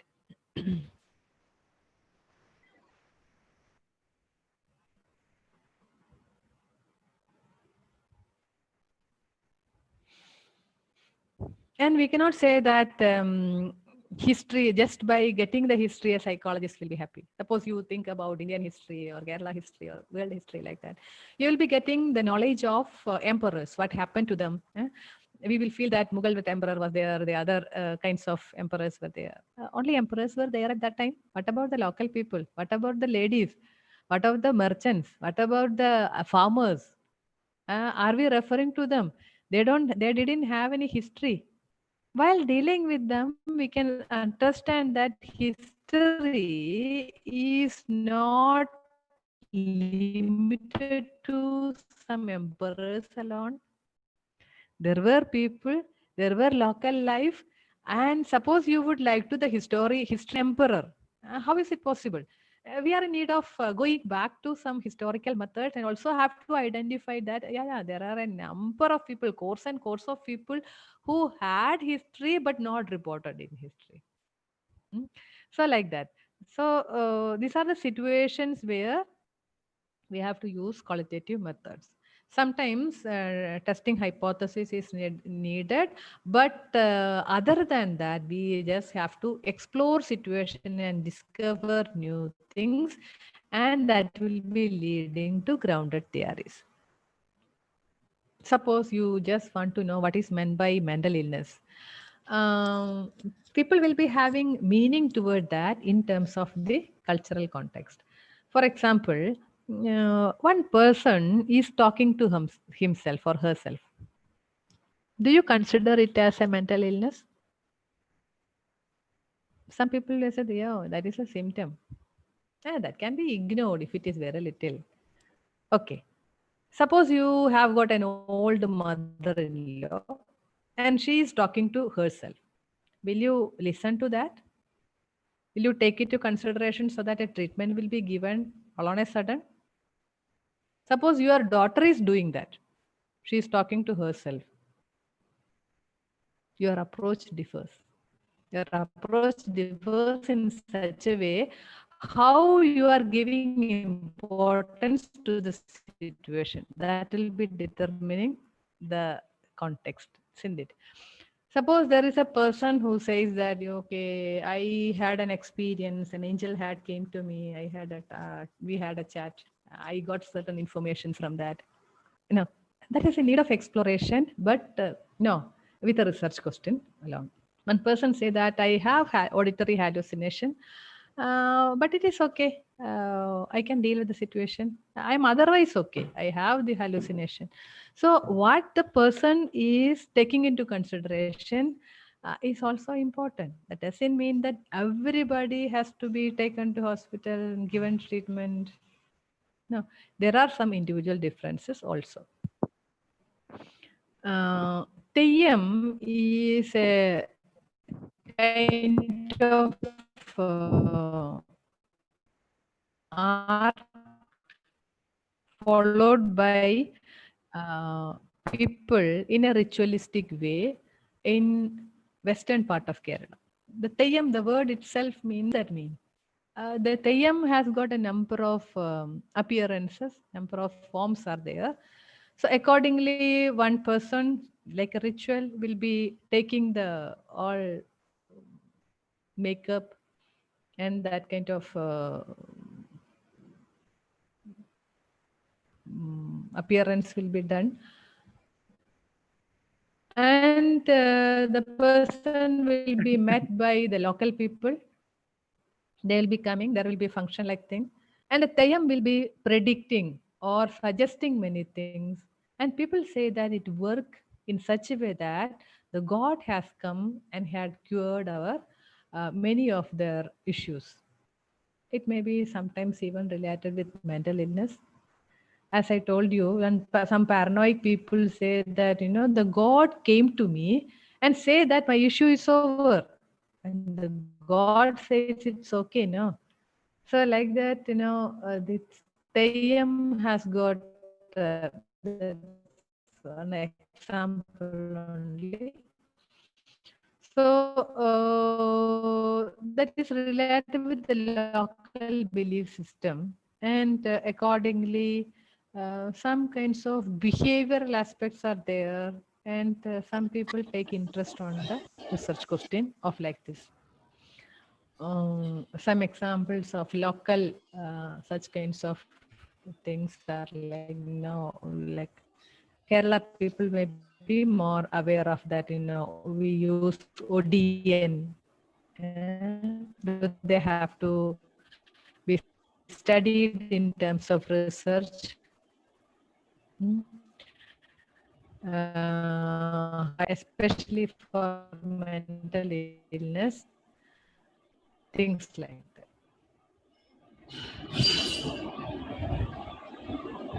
One person who was interested in folklore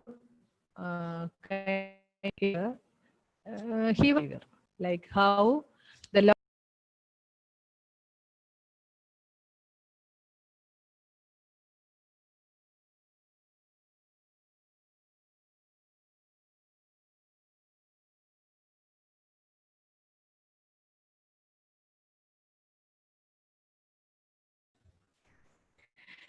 when he got down from bus, an auto rickshaw person approached him. So he had a long bag. So this auto rickshaw person, the driver approached him and asked him, "Are you a researcher?" He said, "Yes." "Do you want to visit these places?" "Yes." "Okay." So the auto driver ran to a nearby restaurant and said that, "We will be coming for lunch. Prepare one lunch for us. We will go and come back." So this researcher was astonished to see how this driver know to take me to different places.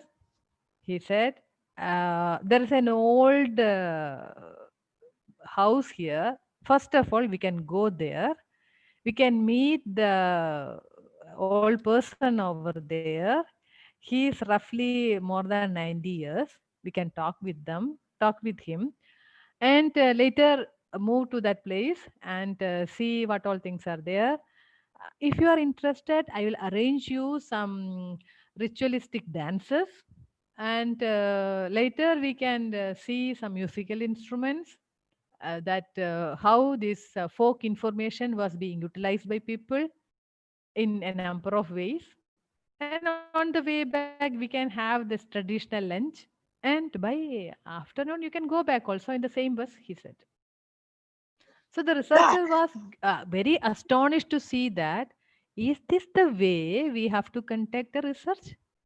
Is this the way we have to be in giving importance for the local knowledge? But sometimes things happens like this. People are utilizing methods of this sort, and auto driver happened to be very familiarized with the situation. Things of that sort happen. So don't think that this is the only way to do qualitative methods. It should be on the basis of the research question itself. So usually it is like a joke, like we get ready-made kind of things for qualitative research. Like students will be asking, like, madam, shall I make a list of questions, go collect data, and I'll do a thematic analysis? That's okay now. And the quantitative works. This is a usual kind of explanation. And don't think that this is the way to conduct qualitative research. The research has to be designed in terms of your context. My student was doing a research on parenting. She was mainly interested in adolescence. So the students were, and they were given questionnaires to see how is their parenting.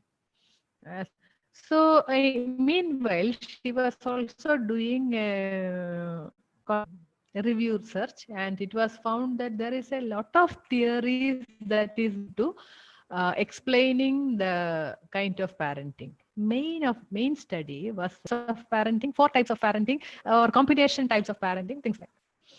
But when we were searching for tools, it was found that they were limiting to typology alone. It's okay to say that there are parents who are authoritarian, there are authoritative parents, there are also laissez-faire parents, there are very permissive parents, and things on. But do you think that when we consider parents in general, course of parents are there, shall we say that there are only 4 types of parent in this course of people? There comes the limitation of typology. When we make categories, it is okay that you are of that sort alone. In WhatsApp, you might have seen people who are saying that there are 8 types of people. As per Vedanta, there are this much type of people, 10 types of people. There are 10 types of ladies who cannot be liked by men. Things like that you might have heard. See, those are simply typologies. Typology is not everything for psychology. Typology, what when see we are making types just to categorize, doesn't mean that that is the only category for people. We cannot say that all leaders can be classified into 3 alone. No. There may be number of types of leaders. Sometimes you can be mixed type also. So typology is one limitation. When we make tools, we can say that in parenting research, it was limited to the typology alone. So that categorization will be providing a lot of limitation for a researcher. You might be there. That doesn't mean that when you become an authoritarian, you might have obeyed your parent very well. That doesn't mean that your child will be obeying you with all the same kind of parenting. That is why I told you that the phenomenon is not happening in vacuum. There can be a number of other situations. You are becoming an authoritarian parent also because the child is responding like that. There can be mutual kind of, for a multiple kind of interactions and influences.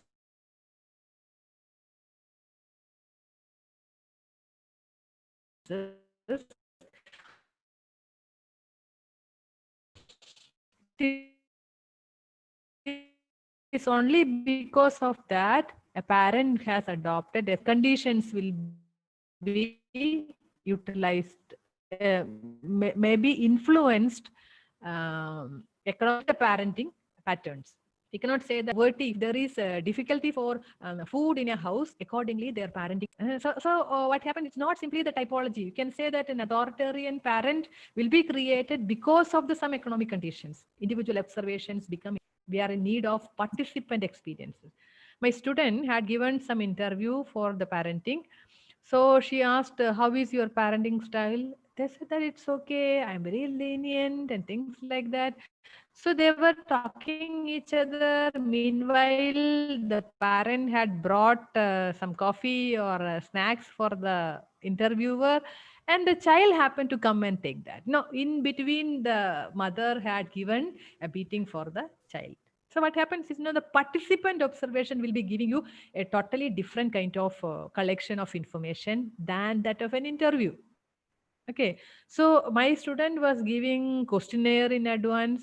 She got information that almost majority of the parents are utilizing authoritative techniques. Later, she went to them and talked with them and asked for the experiences. Still other meaning has came. She went to their house, tried to make some observations, still another kind of data, and conducted some case studies. Much more information has come, which means that we cannot depend upon one single method or a particular style of method, and sometimes even our theories will be having a limitation. So what is there? The researcher will be getting some reflection through their experiences, and that reflection has got its own importance. What do you feel? What kind of an irritation that you feel? That has got an importance. Why that is being felt? How do you feel in this particular way? That has to be bringing out certain data which cannot be missed. Your diary is important, your documentation is important, and what happens in between is very important. So that has to be noted down and transcribed, and that is a data for the scientific society, and your communication is very important. Once a patient was found having a fracture in her leg, and she was lying down with after plastering. All on a sudden, she has got a chest pain and suffocation and feeling that, and she was brought to a hospital. And the nearby hospital, they found that this case is very serious, and they were sent. She was sent to a medical college, and on the way, she passed away. So the doctor dealing with this case was my cousin, and he told me that, what happened to that lady? It was a case of embolism, which means that a fat deposition had taken place inside her veins, and in a lying position, it was so easy to move from the leg to the heart. So this fat deposition had happened in the leg. Her lying position was made it easy to move, and that moved to the circulatory system and finally reached the heart. And there she began to feel the suffocation and pain in the heart. And that was a very critical condition of embolism. And he said that, that case was reported by me in a conference, so that doctors were reminded of the fact that, when a patient is lying down for some time for a medical reason, their cholesterol background has to be studied, their lipid profile has to be studied, and medicines has to be provided to dilute blood if necessary, because there is enough chance for an embolism. So this is a case, a single case, but that is important as a researcher. It has to be conveyed, it has to be published and shared with the like-minded people, because it is an important case so as to support human living further. I told you, no, human living is moving on with the support of science and culture, and that should have a scientific and cultural reason to be get published. That event happens to be important. Okay. Suppose you are studying psychology. Sometimes one group of students challenged me, saying that, madam, we are studying psychology, we should be very open minded, we just have to go out of the classes and study from experience, isn't it? Yes, we just have to limit our classes to the classroom alone. It has to be field experiences, but that should be with a study purpose. It doesn't mean that you can bunk classes and wander anywhere and saying that I am observing. Our observation should be scientific and should have a research question behind. It doesn't mean that you just have to undergo any experiences so as to understand. You don't have to undergo a delivery process so as to become a gynecologist. You can be a male, you can be a female without children, but you can be an expert. The same thing happens for psychologists also. You can be an expert in psychology by without having a burning on your body. You can understand a rape victim without undergoing rape. You can deal with an addiction without taking some drugs inside. What happens is, in all these things, the single cases or number of cases will be important for you to make you a researcher, to bring facts out of it and make professional out of you. Okay, so case study is a very important method that has to be utilized in psychological research. Once I was dealing with a research dealing with authoritarian behavior. So it was being historically observed that, when at the time of emperors, the emperors, everybody will be exercising the power on the people the people who are in the lower hierarchy. So what they will do? They will be going to collect taxes from people and will be like Jenmi, and they will be dealing with local people and collecting money. And do you think that those people who experienced power from the upper hierarchy will be very lenient to the people like farmers or other local people? No, they will be exercising the same power or more power over others, isn't it? So once we had, like for example, in institutions like university, we have got a vice chancellor who is very strict and controlling everybody, exercising many direct power and all. And our heads of the departments will be having to be the victims of that sort. So when the heads of the department will be coming to our department, we'll be using the same kind of power over other academic community. And the teacher will be utilizing the same power over the students.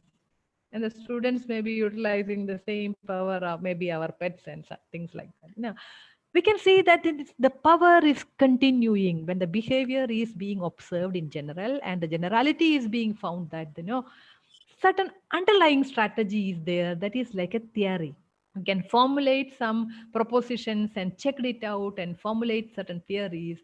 The method calls grounded theory. When different kinds of experiences are there with you as a researcher and you are analyzing that, and if you are observing a pattern over it, that pattern can be made out of grounded theory approach. Hope you are getting it. Once we were conducting a study on prisoners. So it was a study on criminals. So we cannot identify criminals, no. So we went to prison and studied the crimes done by them, and understood how they came to this kind of a situation by conducting interviews with them. So one of my scholars was mainly concentrating upon one part of it as sexual crimes. So those people, offenders, were being studied, and they were asked to talk about their childhood experiences and things like that. And they said that, we were abused by many people at that time. When I was a child, I was abused by a lot of people, and there was nobody to take action against them. When I grew up, when I did a very minor thing, there is a law, there is a system who come and arrest me and brought me to this prison, and things are going on. So first we thought that this is a single experience by a client, but he had conducted interviews with a number of people. Almost all people were citing about a child sexual abuse, as if they were a victim in that, and repeatedly they are committing again. It was found that their child sexual abuse was unintervened. My researcher came to a conclusion that suppose we are not making any verification, suppose this child sexual abuse is something correct reported by them, it was unintervened, what happens is later the victim is becoming an offender. That has to be intervened well in advance in childhood itself. What happens is a number of experiences are spreaded over the table, and we make an analysis, and it was found that there is a link or there is a common pattern, so that a grounded theory can be made out of it. Okay, I'll give you another example over this power, which is being continued. You might have seen that, children are very fearful of doctors. eh? But during some situations, we'll be taking them to doctors. But after coming back from home, from there, back home, they will be playing as imitating the doctor. Did you see that? So there is a fearful condition, and that fear itself is being repeated again, as if I have the power. Even in career, we can see that. No, you talk with the people who have opted psychology. I did it for thousands of students, and it was found that majority of them was reporting that I had a desire to become a doctor that couldn't be worked out. That is why I took psychology, so as to again go back to that. Maybe they may not be explaining it that, maybe a clinical situation. So here what we are doing is a grounded theory approach can be utilized in as a qualitative method. It is much more than a case study. Case study experiences will be helping the researcher to bring out a new theory. Okay.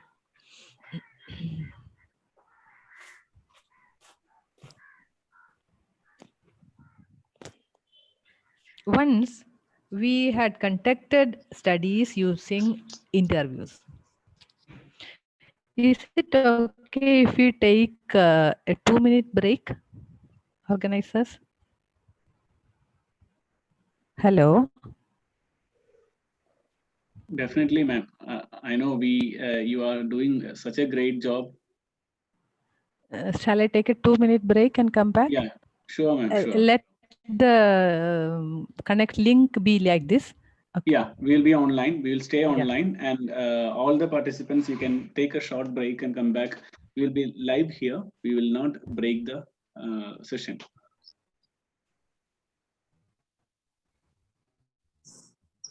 Link.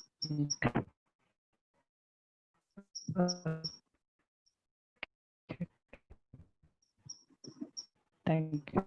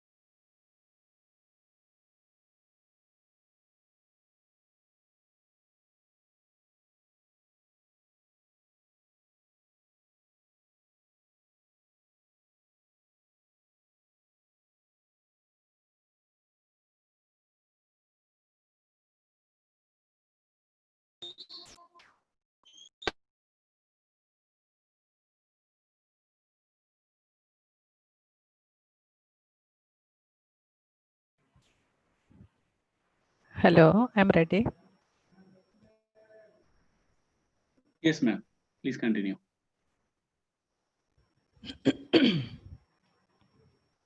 So, I'll just brief. We are talking about the importance of case studies. Can you see me? Importance of case studies, and then we came to grounded theory. Another method that we usually use in qualitative technique is nothing but interviews. Actually, on interviews, we know that that is a conversation between two people, but with a purpose. Any conversation will not become an interview. For an interview, you are in need of preparation. You may have to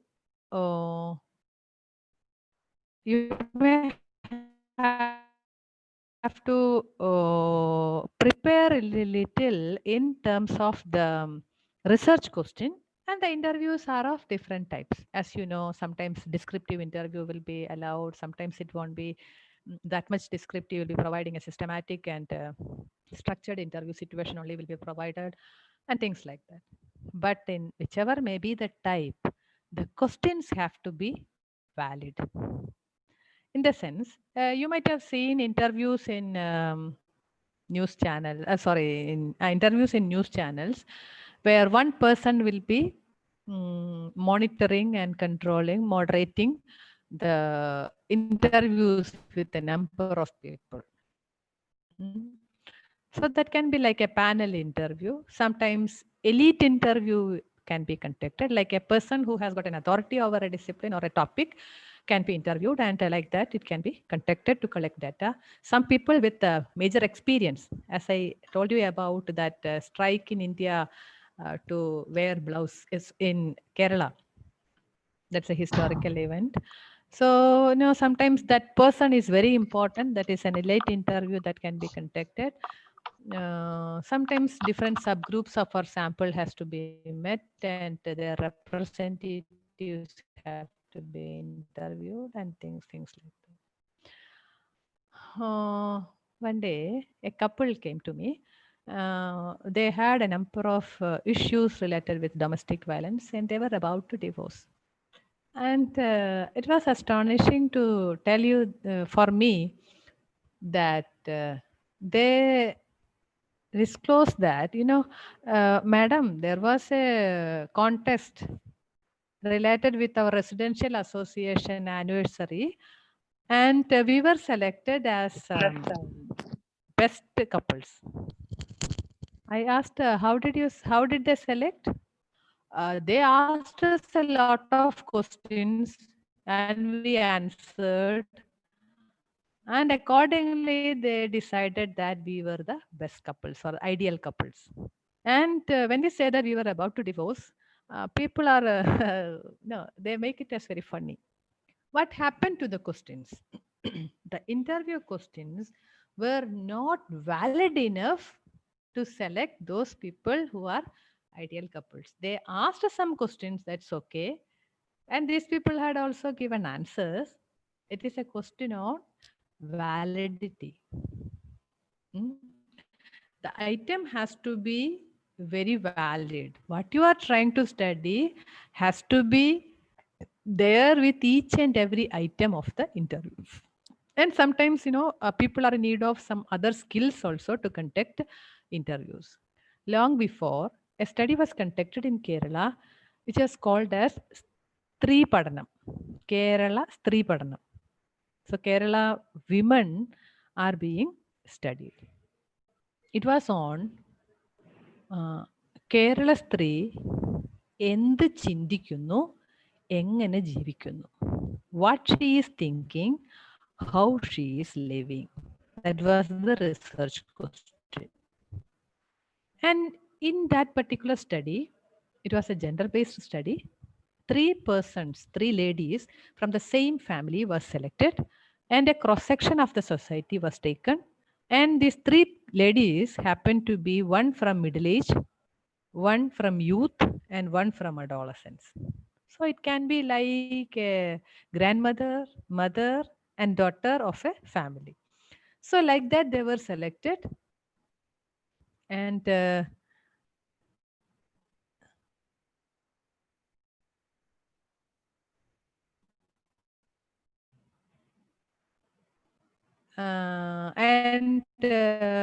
accordingly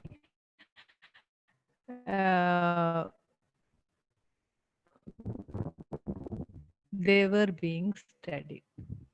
So when we'll be I was there in the team. When we were going to different houses, it could be found that those people, mother, daughter, and granddaughter. But at certain places, it will be the mother-in-law of the family, daughter-in-law of the family, and their granddaughter.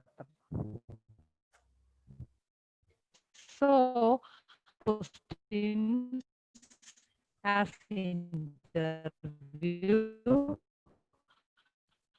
the lady was not ready to open things before the mother-in-law. They are in need of privacy. So shall we have some privacy? This mother-in-law may be getting angry. So accordingly, what we decided that we made the number of interviewers more than one, way that while reaching home, they will be talking with the mother-in-law specially and will be directing her attention to some other places.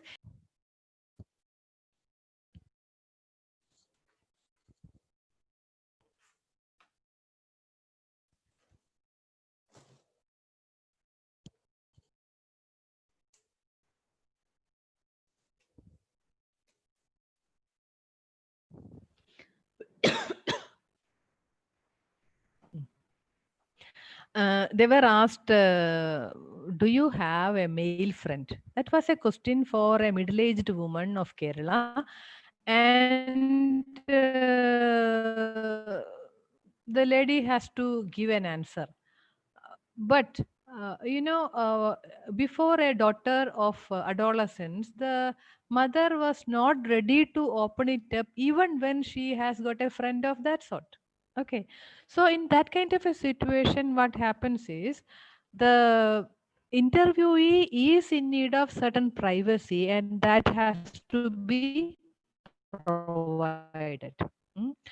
So interview doesn't mean that it is having a collection of valid questions. The validity is important.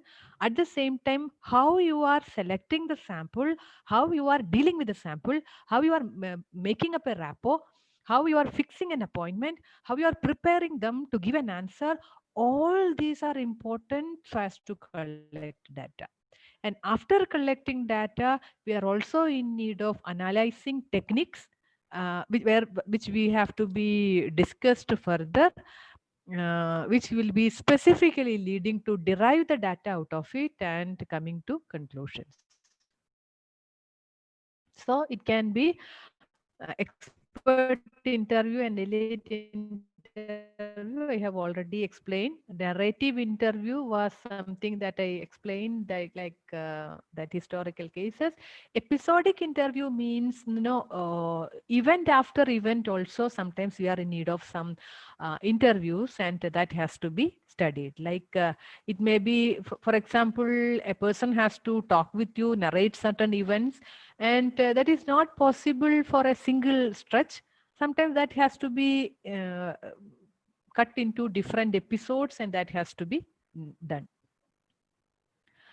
I have explained about the validity of interviews. Usually, when we will be conducting interviews or any kind of research method, the first thing that we have to do is assuring validity. And the second thing is reliability. So that is there with the qualitative methods also, with the dependability of the data, confirm consistency of data, and so on. Then only we can depend upon the data. We just have to scrutinize the data again and again, question it in a number of ways. When the questions will be prepared, the expert evaluation has to be done. It has to be exposed to criticism. And we also has to bring the maximum variety in the sample if possible, so as to make sure of that confirmability and also consistency. And the response of the participant is also different in different situations.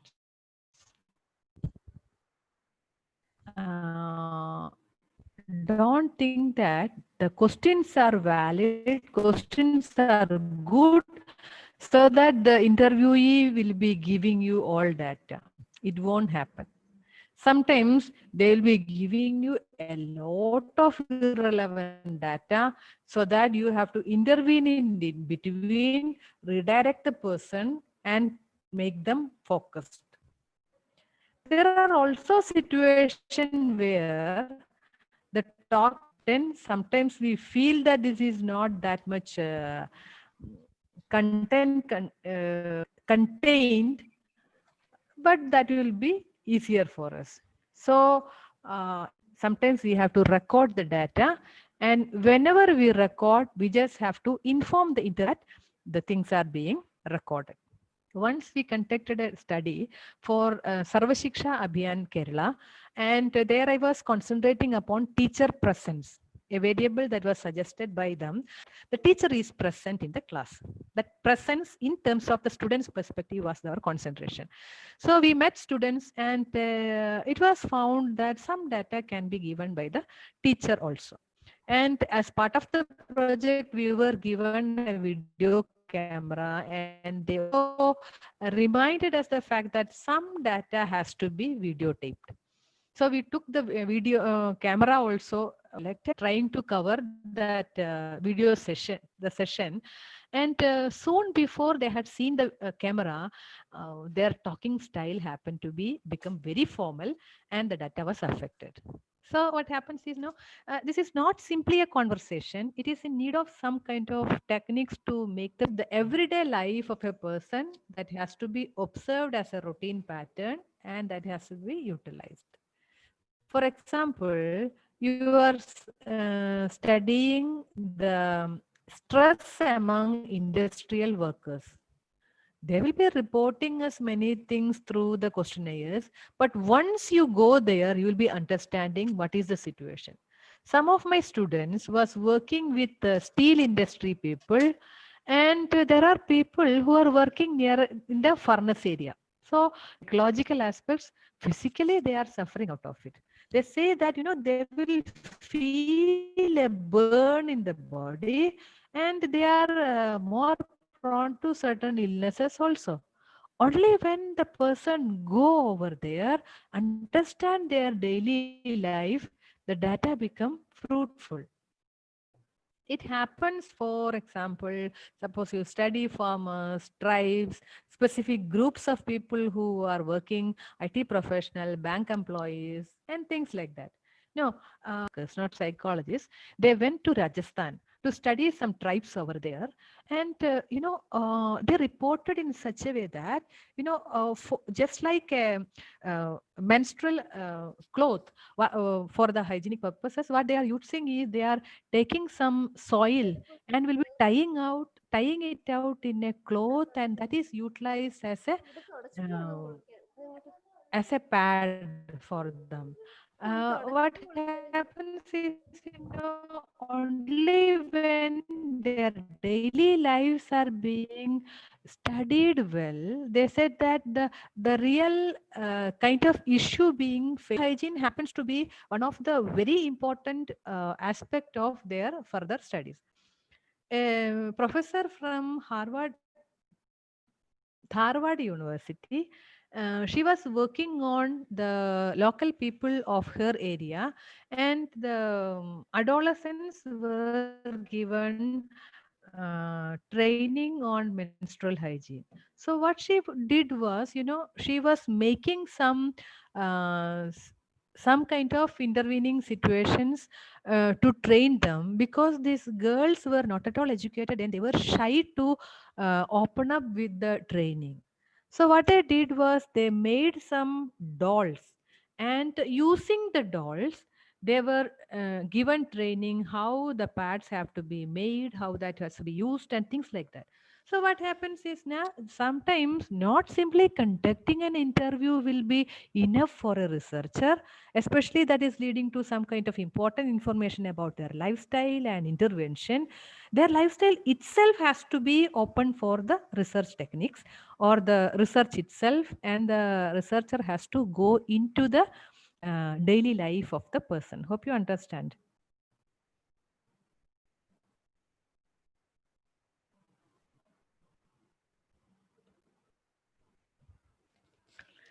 The conversation cannot be always be limited to one researcher asking question and another responder giving the answers. It goes in such a way that it is like a kind of process. For example, an interview interaction has to be studied by a researcher. We can never say that interview is being conducted by the counselor and the counselor will be giving all answers, and that can be utilized for the study. No, what happens is, it's more than a conversation. It is like a discourse. It's like a process of interaction, and that interaction itself has to be studied, like how they are taking roles, taking turns, who is taking power. When the things has to be explained, all the information is there with the counselee. So she or he will be taking the power, and later on the power will be no, the role will be changed one over the other. So those who have got an authority over the topic also will be taking the power, and like that, that will be like a group of uh, activities and events, and it's like a process.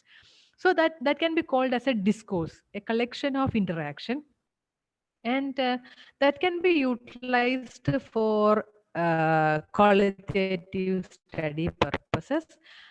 This is called as a discourse analysis, like not simply the content of talk alone, but the process itself is taken for consideration as a information, and from that the data will be taken out. Suppose I am asking you about your school days. Hmm? I'm asking you, how was the event? Then you will be giving me not simply answers for my questions, but you will be beginning it just like a story. Madam, I was living at that time in a village.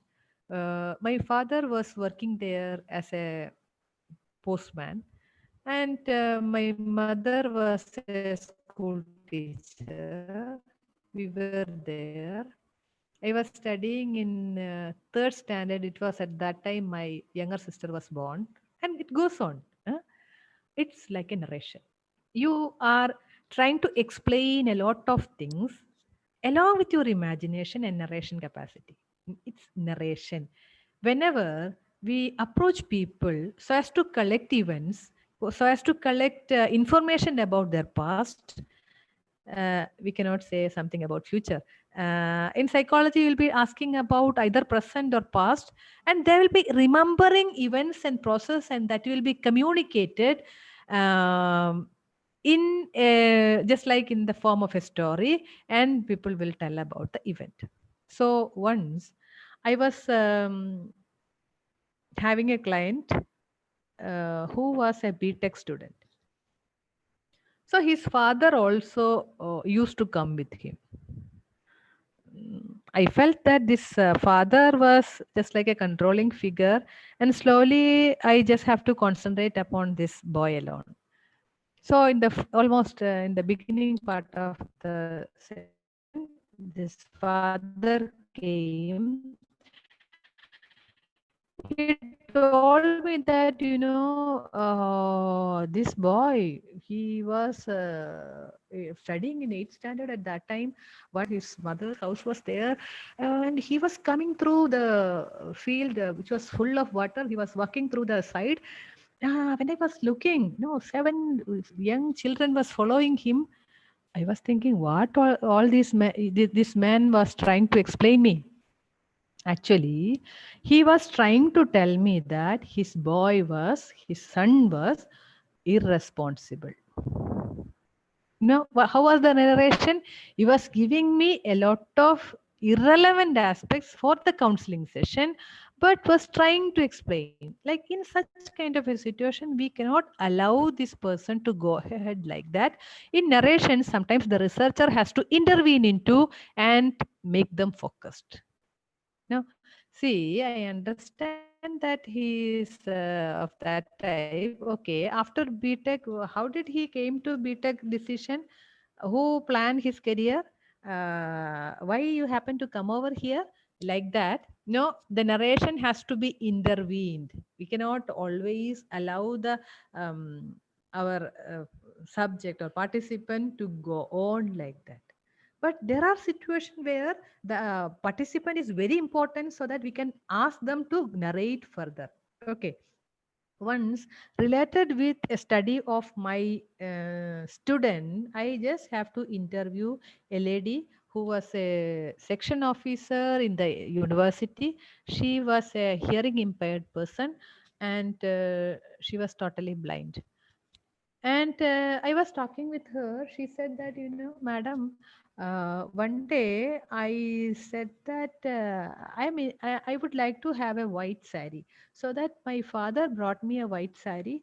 And while going to church,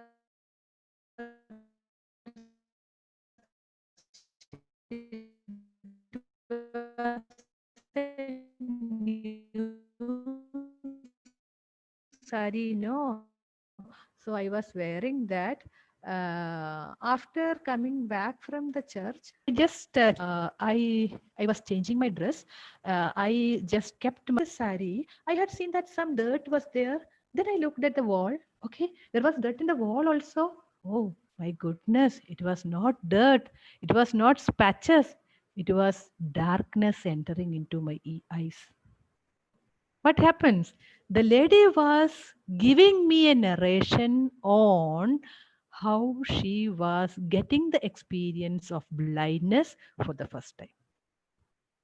So for my student who was a researcher, it was a very important data. When the narration was allowed as per the freedom of the participant, we were getting information. Okay, so we can intervene into narration only as per the research question, and sometimes we have to intervene and become focused. Sometimes we also have to be lenient enough to, sometimes the data will be hidden in their narration. Okay, so this narration is very important because the people will be talking about the situation that is not only to them, and that will be unfolded before us and allow them not to inhibit, and that will be open for you. And how to analyze this narration? Actually, it will be like a story that is coming to you. Don't think that design. Sometimes there will be some additions by the person, omissions by the person, and so on. So the biographical data is important for us. Sometimes that will be going a little more in depth into the person and things like that. Recently, we were taking narration of a teacher who was becoming respondent of a complaint from research scholars as if she was doing discrimination. Okay. So this lady was saying that no, I was not at all discriminating. I was considering them very equal. Nothing. I didn't do anything. She was telling like that. So she was given certain kinds of support from the inquiry team in such a way that Actually, it happens. No, some people, some poor children, they won't learn at all and making complaints against. Yeah. That happens. That happens. Eh? Sometimes from the researcher side also, some push has to be done. But when we think about an unbiased data, we say that no pushing at all. We just have to be open to the situation. Mm? Or else that will be affecting the data as a bias of the researcher. But in certain situations, you'll be getting things in such a way that the teacher was explaining that, no, I am very helpful. I am very helpful teacher. Once a student came to me saying that, I got an opportunity to go abroad. So he is going to Harvard University. So this boy coming to me for a help, he was very financially poor. Why did I help him? He was a Brahmin student. Okay, so sometimes unknowingly we will be getting some kind of information related with the discrimination of the person, or their prejudices, their favoritism, and things like that during the narration. So there is no hard and fast rule over it, but sometimes if you allow the narration, you will be getting that out of it. Okay. Then another method is ethnography, something related with the activities and events that is inviting the attention of the researcher. But when the events are going on, the researcher will be personally go over there, present over there, observe the event and learning out of it. This happens in many dedicated researchers, and they'll be selecting this kind of a method as per the need of search question. For example, it's almost like a participant observation. We'll be going to the event, the process will be experienced and undergone, and that will be studied also. The critical nature of a researcher and an unbiased view of the researcher is very important while using ethnography. I am telling it specifically because that is getting affected at times. So one researcher who was interested with some religious rituals, he's told me that, he was trying to study about Holy Hajj. So he couldn't go over there. So Holy Hajj is a kind of ritual, like people, Muslims, they go to Mecca for a particular kind of ritual once in a year. So he couldn't go over there in that season. So he went there in some other usual time itself. He said that I didn't have any kind of feel over that. It was like a kind of ritual. There I entered to the mosque and experienced the people worshipping and their kind of faith. I was totally changed. Another girl who was working on consciousness, and she was specifically interested in meditation. So she went to Pondicherry, went to some ashram, and there she met some guru. She joined there for a program, undergo totally a different person once I undergo that. So we cannot always say that these kinds of situation will be affecting the research will be beneficial for the scientific society. But people are interested to undergo certain kinds of events and experience it and study if the situation is healthy, not something unhealthy, I can specifically say. So Bharani festival was a ritual done in some temple near in Thrissur district. Name of the place is Kodungalur. There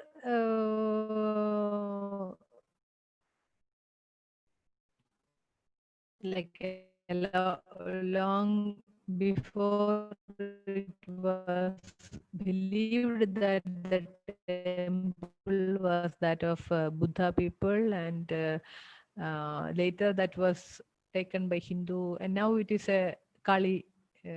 During the ritual at that time, for a long before, like the untouchability was there. People were not allowed to enter into the temple, but just like a strike or a riot, at once people began to enter into that. So in memory of that, in every year, in particular month, that festival was done. So there are a number of people who are, especially sociology people, are studying these kinds of rituals and events. So once a researcher told me that, okay, once I went over there, I really found what people are actually doing over there, how they who are making a cut on their forehead and things like that. So earlier I was finding using videos. Once I went over there, I could understand that it was a minor cut only, so that blood will be coming. Nothing happened for the person. It happens in a particular mood. The consciousness aspect may be slightly altered at that time, and things like that. So, once we are there in the event, our kind of understanding over the researchable event will be. Actually, what is going on is we'll be go there. When the event or a process will be going on, the researcher will be there in the event. Participant observation will be studied, will be utilized.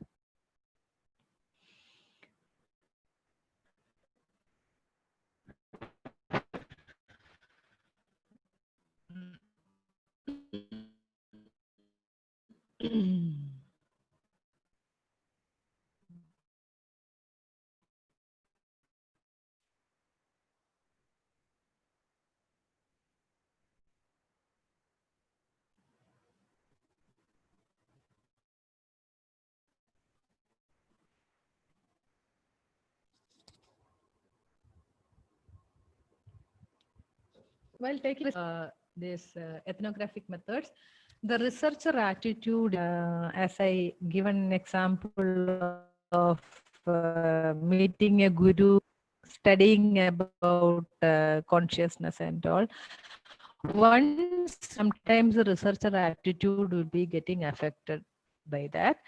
The important than the method. Sometimes autoethnography also will be utilized studies, like a person herself, himself will be talking about their own experience as an autoethnography, and that also will be utilized as a data. But we should have to make sure of the validity of the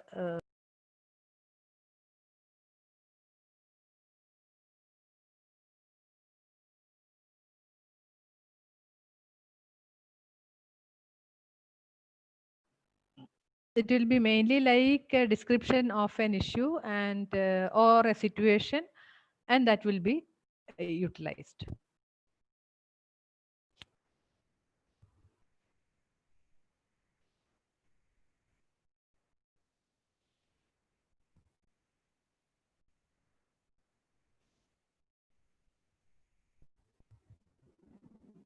Okay. So unlike in the case of grounded theory approach, here it is not the theory formation as the aim of the research. Here the aim will be studying the field and fact targeted. Like we will be having a kind of particular area or a particular event as the target, and that be the target, and it can be utilized in the interdisciplinary context also. Next is hermeneutic approach. That is also an approach utilized in qualitative research. It is nothing but a detailed description of the event. So it can be like in interview, we were talking about episodic interview, no? So here also it can be in novels also, but detailed description is important. Usually it will be taking into consideration structural causes of practices, and also the statements will be taken. One of my students, she was studying about the conflict between mother-in-law and daughter-in-law, and for that she was trying to get a description of the events through a hermeneutic approach. So she was contacting to just one particular answer. They were allowed to give explanation or description of the event itself. So she said that, conflict has already happened. Now, what all things do you remember about it? What was the conversation between you? How was the discourse? How did you came to a conclusion of that? Things like that was there. And it was found that there was an unconscious conflict between mother-in-law and daughter-in-law.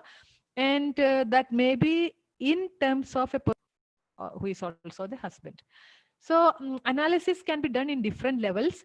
We can take the conversations alone. We took some information given by children. We took some kind of events that is taking place in the house. How is the meal time and what is being done?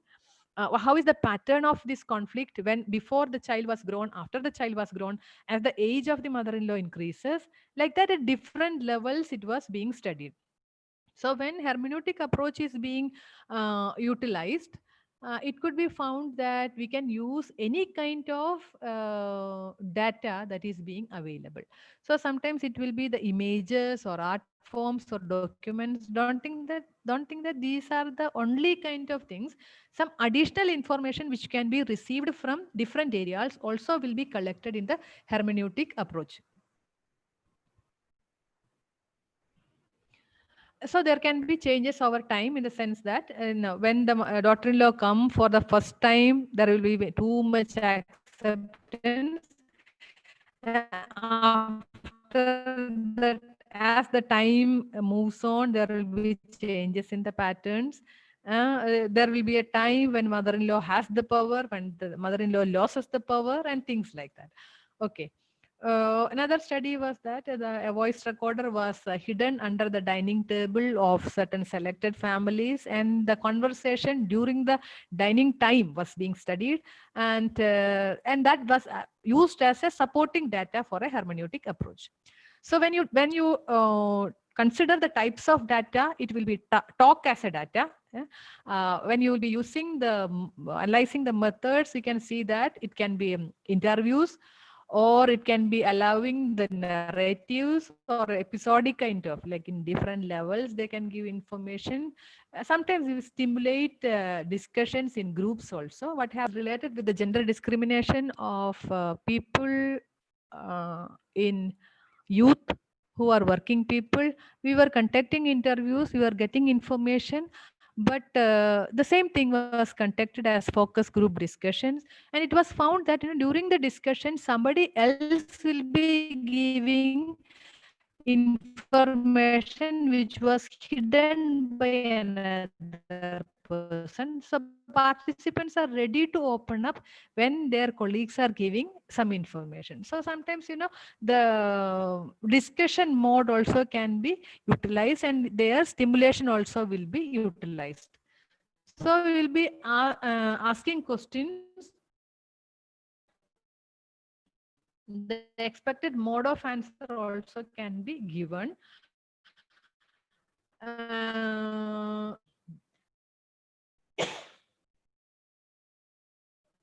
During discussion, when somebody else will be giving the information, that answering will be important to open up.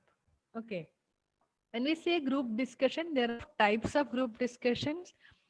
Generally, the group is there, and the researcher is going there and asking. It is called as a brainstorming method. We can divide the groups into small and small groups, and that small groups can be given a topic, and discussion can be there is small group discussion. The large group discussion also can be conducted where the researcher is in need of more skill to deal with the answers and finally concluding. Whenever the recording is there, it will be only with the permission of the participant. All participants have to be permitted to take the video or other recording. Once a consortium was done in Bangalore in the Institution of Public Cooperation and Child Development, NIPSID, National Institute of Public Cooperation and Child Development. So the issues were presented in a number of ways. A lot of invited papers were there. So after the discussion, we were asked to become a small group, divide into small groups, and there we were asked to talk about what all the issues that we really find out, and what are the suggestions that we can have for the adolescent issues to be intervened. So all groups will be putting forward a lot of suggestions, and a final conclusions could be made out of the discussion. Sometimes the data will be beyond talk, even more than talk. We can have information if we are observing. We can talk will be bringing up a lot of things, but the observation will be bringing up a lot more, so that videos, films, recordings, field notes also are important. This is the case I had explained to you. Like while talking, a mother said that I'm a very lenient mother, but the researcher is there with her. But beforehand itself, she was giving a beating for the child, which could be a real evidence for the researcher that whatever information she had given during the interview was wrong. So sometimes we just have to go beyond talk, and the data will be beyond talk. We just have to observe, sometimes even participate, and that will be finally said that will be sometimes mutually determining also, like the parenting. We cannot say the parent has born as an authoritarian parent. No, the child also has got its own role so as to tune the parent also. So while going for observation, we should know what we are observing, how long we are observing, who we are observing, in the sense other more provision for change during the observation. Like for example, when you take observation as your research method, the target behavior has to be observable behavior itself. അതായത് when you will be concentrating upon certain variables, the behavioral variable has to be manifesting variables, something which can be brought out in external behavior. Sometimes we will be using data which is already existing. We don't have to make and search for data. Data already existing can be utilized, like it can be journals or some diaries, already recorded things are there. Documents will be there, text can be utilized, photos can be utilized, videos of natural events or selected events, studies already being conducted, virtual data, all these things also can be utilized. There, the method that we utilize will be a content analysis. So while analyzing, we will be making them into codes and categorize, and subcategories will be made out of it. And the data will be investigated, and all category will be labeled. It can be utilized it can be done utilizing softwares like in vivo type of software nowadays being utilized for doing content analysis.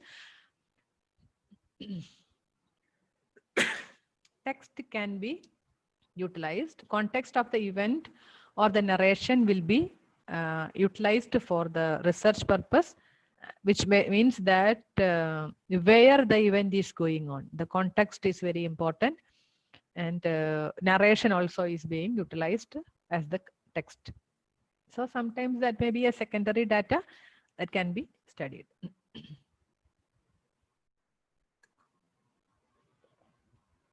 There are some general issues relating with these methods. One is upon the question. The research question has to be suggesting a qualitative methods. The selection of sample is very important because the generality is getting affected. quality of the research will be determining upon the reliability of the data. Which method is being selected, that is important. There can be a number of methods. Which particular method is specifically used by the researcher in the report, that is also important. Designing a qualitative research is as per the objective. The strategies will be outline of the research will be made. Sometimes research also, especially nowadays, that is very important. In studies, sometimes retrospective studies, like for example, to understand how was the leadership during the time of independence war and things like that. You just have to take in retrospective data. Or suppose you are studying parenting and asking the parents that how was the parenting received by you. So they just have to go back, introspect and give you the answer, so that the retrospective studies have to be done. Prospective studies have to be done in such a way that suppose you would like to know whether stress will be leading to heart disease. You'll be studying the stress of people and waiting for 10 to 15 years and see how. So retrospective means we are going back. Longitudinal studies also can be done. Some different portions of the longitudinal study also can be opened for the study.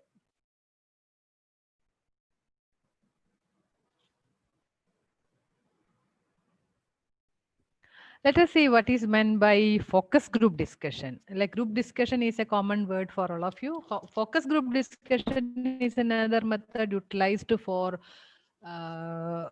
qualitative research. In focus group discussion, we won't allow the group to move away from the topic, and the discussion has to be focused to a research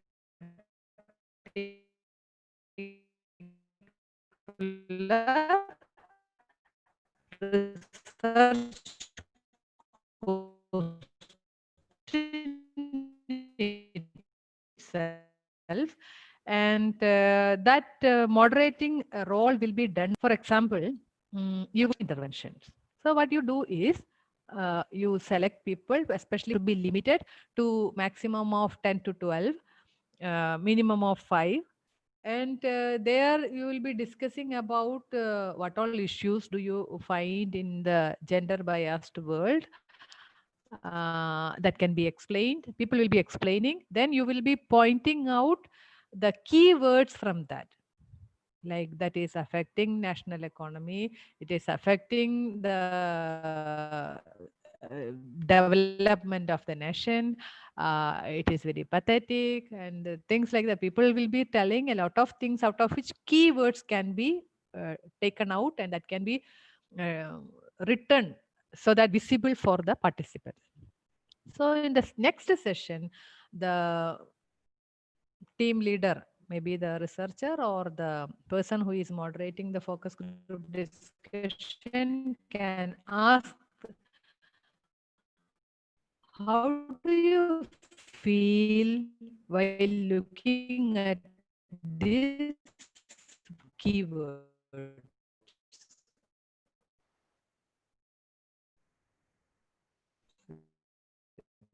Will we say that I feel very funny, I feel very sad, I feel angry, I feel like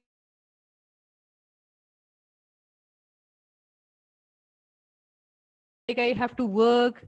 I feel like this is not the time to sit alone and keep quiet. So, okay, your suggestion to overcome this feeling. Okay, the discussion starts. Focused and will be thinking only about the question that is homogeneous, that is easier. If the group is heterogeneous, the moderator is in need of more skill, and stimulating responses are being utilized as given examples.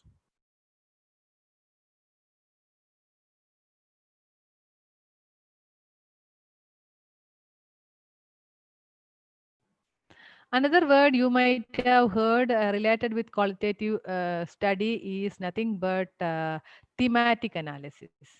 Okay. Thematic analysis is a kind of analysis utilized when you get data which is bulk quantity. So different kinds of analysis can be used, that is mainly called as content analysis, out of which one particular kind of analysis is thematic analysis.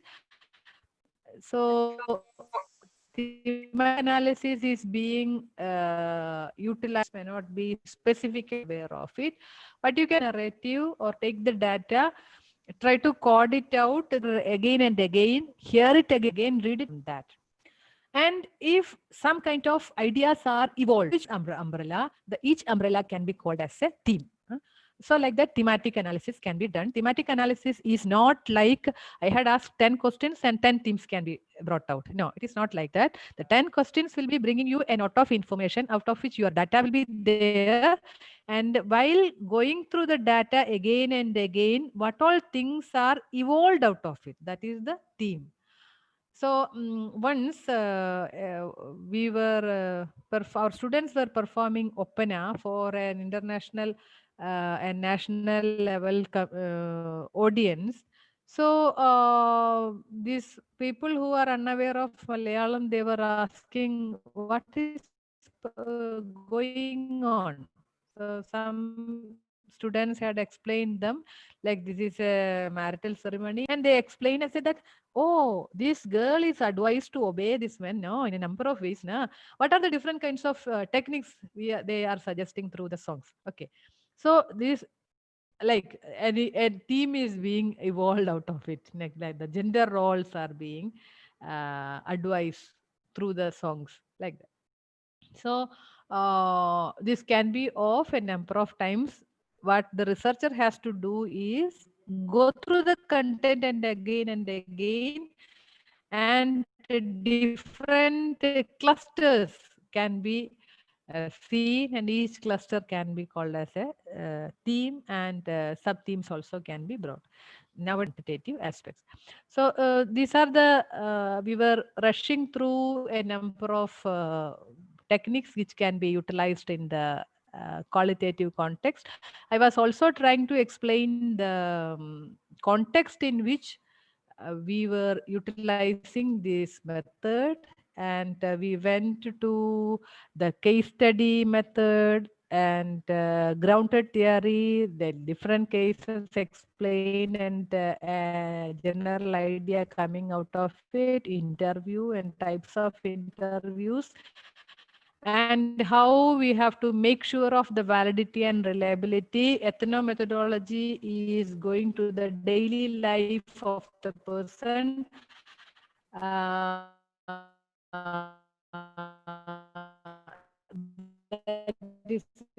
That becomes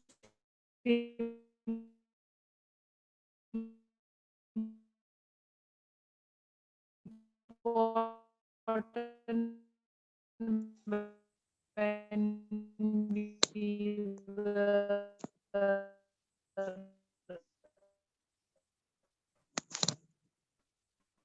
coming to some kind of specific kind of lifestyles or a person as the focus. Then we came to conversation analysis and discourse analysis.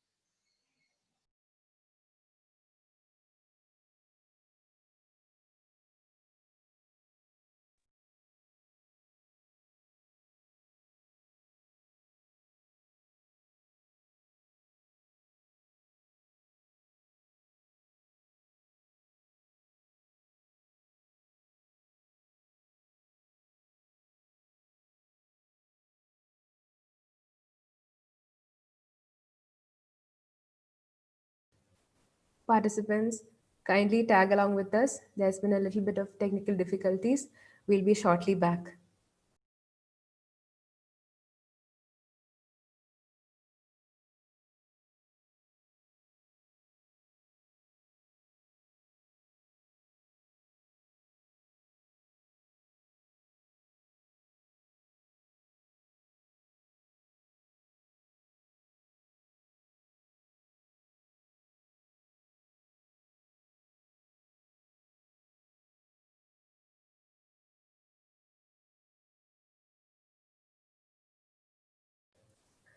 Within this time, participants, you can fill up the informations on the e-certificates.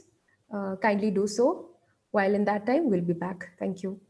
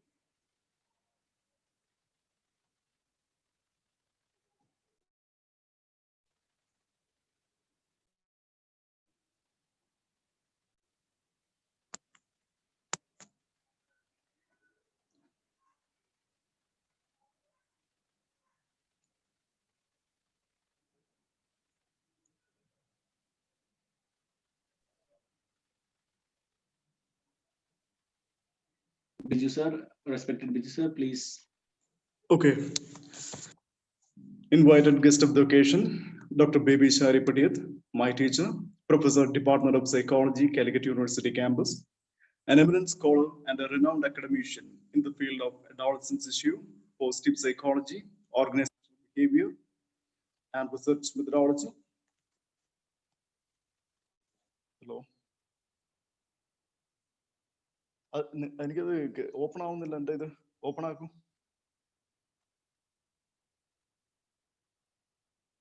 Okay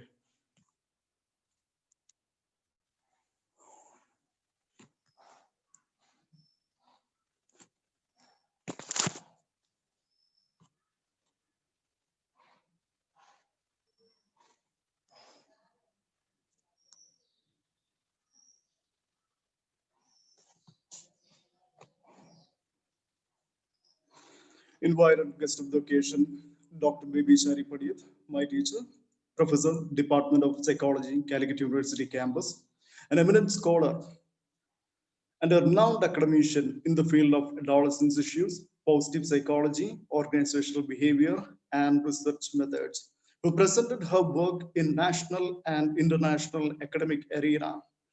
On behalf of the management of the LISA, headed by our director, Reverend Father Jose Melotuchil, CST, Vice Principal, Reverend Father Niju Talachara, CST, Manager, Reverend Father Bobby Pullolical, CST, and the Principal, Dr. Benny Joseph, staff, students, and invitees.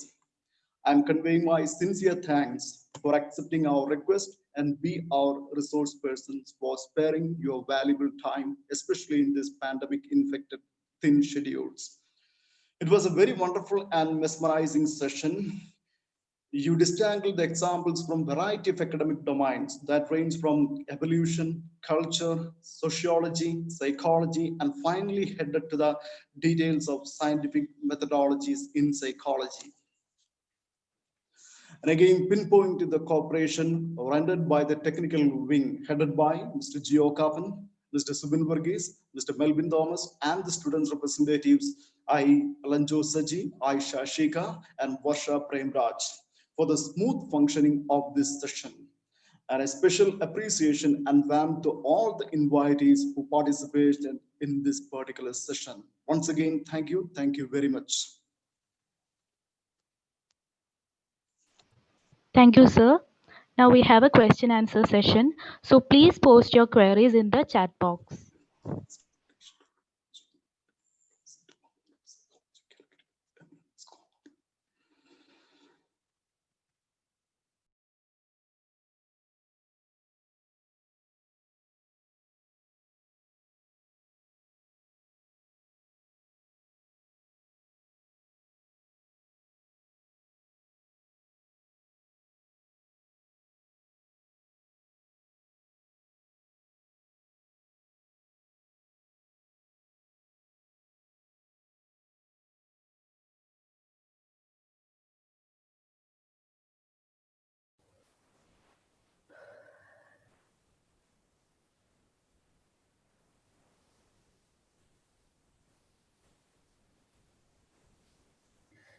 Namaste and good afternoon to everyone. Despite all the odds, the chronic conquering of COVID-19 and the environmental restraints causing internet difficulties, we've successfully pulled it off with our webinar. First of all, thanking the teachers of LISA, coordinators of the webinar, and of course, our very respected Baby Shadi ma'am for your valuable information, and of course, our participants of the webinar. Ma'am, we would like you to lend a little bit more of your time for the questionnaire sessions, as the participants have kept in over 10 questions to be answered. Kindly do so. Thank you.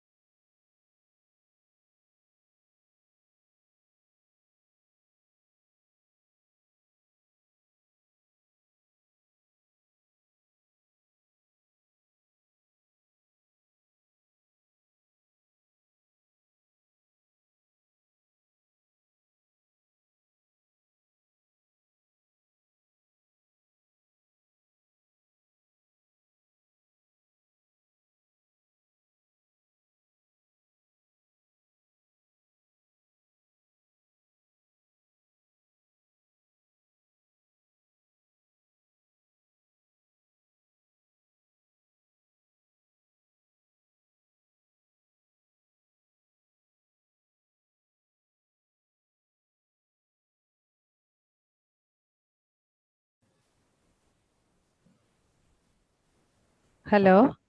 Good afternoon, ma'am. Am I audible to you? Yes. In between, there are some interruptions. Sorry. That's okay, ma'am. Can we start with the Q&A? Yes. Okay.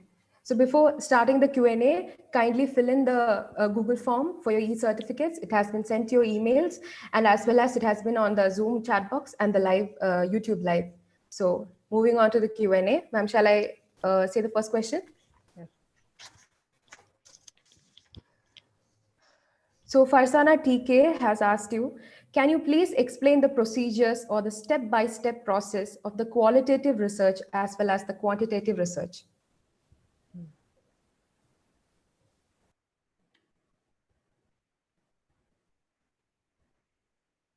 Shall I answer one by one, or get the questions and then?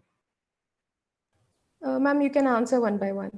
Yeah. If that's okay with you. Okay. So this very elaborate question, but still I'll give a brief answer.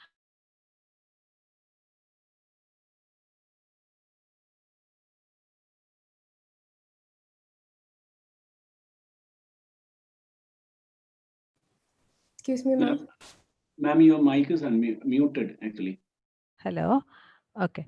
Whether qualitative or quantitative, it's not deciding the method well in advance. We'll be having some questions, and it will be on the basis of that a research will be going on.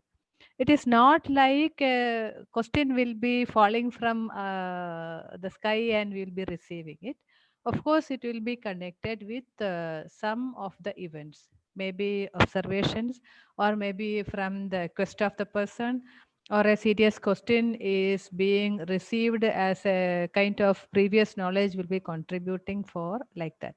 Usually in psychology, a formal research will be coming especially not like an informal kind of thing, but will be usually like a formal event as attached to an organization or a serious degree related research and things like that. It doesn't mean that practicing psychologists cannot do research. They can also do research. So in formal ways, it will be usually starting from the review phase. It is not a step that has to be done, but it is connected to the previous literature. So it will be from the theoretical postulations or from the studies, from the background studies, a research question will be coming out and that will be there. It doesn't mean that an innovative research shouldn't be generated. It also can happen. So it is from the question a researcher will be moving on, and the person will be trying to sharpen the question in such a way that how far that is possible at present in the time period, with the availability of tools, with the availability of sample and things like that. So it is as per the question an approach, whether like a qualitative or quantitative will be utilized, and that will be moved on. So it will be coming to certain objectives and hypothesis. Some people will say that a hypothesis shouldn't be there for a qualitative method. It is not like that. We can also have hypothesis as per the previous studies, expectations, or theoretical formulations. So sometimes the hypothesis may not be there, we will be going for exploration so that a hypothesis cannot be formulated by the researcher. It can happen in the qualitative terms also. So accordingly, it will be coming to the designing of the methods. So as per the research question, we will be selecting the methods. It can also be in terms of a triangulation also, like multiple methods will be there, and that the collection of that also will be utilized. And like that, the data collection will be done by approaching the sample or utilizing the previous data and things like that. And then coming to the analysis phase. In the present session, I was not at all talking about the analysis part. I was only talking about the methods that can be utilized. And after the analysis, we will be coming to either conclusions or inferences accordingly. So that is the procedure. Once a teacher came to us and he was asked to talk about counseling. So he asked whether I have to talk for 10 minutes or 3 weeks, 3 months, or 3 years, like that. So this method is something which can be elaborated a lot, so that there are certain courses itself on qualitative research methods and things like that. So this is a very brief answer for Sana.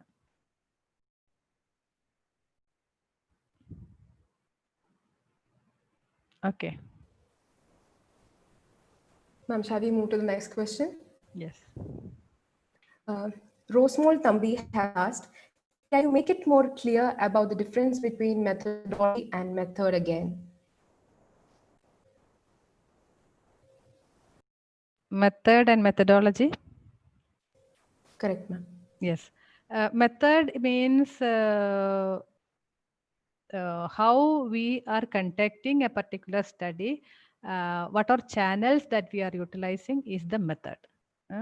There is a tendency for us to utilize certain institutional patterns so that our research dissertation or thesis will contain a chapter called methodology. Actually, methodology is a branch of knowledge which studies, or a method of analyzing different methods and coming to certain kinds of conclusions related with that. That is called methodology. I was giving an example on parenting. In parenting, you are studying parenting utilizing a method of questionnaire, or you will be utilizing an interview method and collecting data.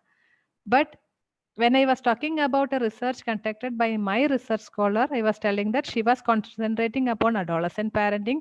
So she studied different methods utilized explore adolescent parenting, and she also studied about the methods.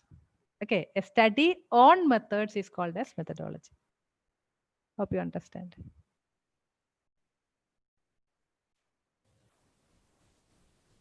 Okay, ma'am, on to the next question. Disha Shah has asked a suggestion. Can we have a session on how to frame the research before executing using an example?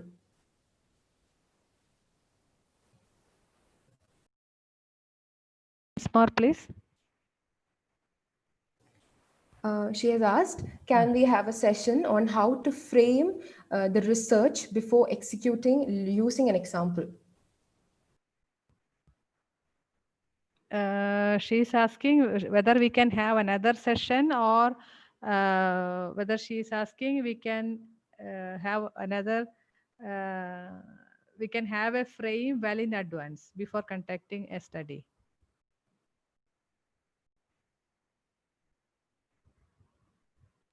Ma'am, you can just give an example for how to frame the research before executing. Like that only. A small. I felt like whether she will get another session for that. Okay. Suppose you have certain kinds of research question in mind, and you would like to execute it out, maybe with expert consultation or with your own creativity, you can make a research design. But once you go in depth into that, sometimes some other methods will be more relevant or data providing for you, so that some other variations in the method also may be necessary. That is why qualitative method is not having a hard and fast rule to proceed. You will be going for data collection with a name that this particular method will be providing you the correct data. But once you enter into that and understanding that this is not the thing that has to be done, the researcher is utilizing the freedom to change the method also. That is there.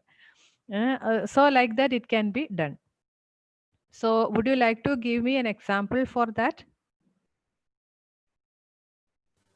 Yeah, ma'am, according to the question, she wanted it. Yeah. I will give you example of a study conducted by my research scholar. She was working on intervention in gifted children in terms of cognitive skill training. Okay. So while designing the cognitive skill training, she may be thinking that the cognitive skills may be either enhanced or influenced out of the training. Okay.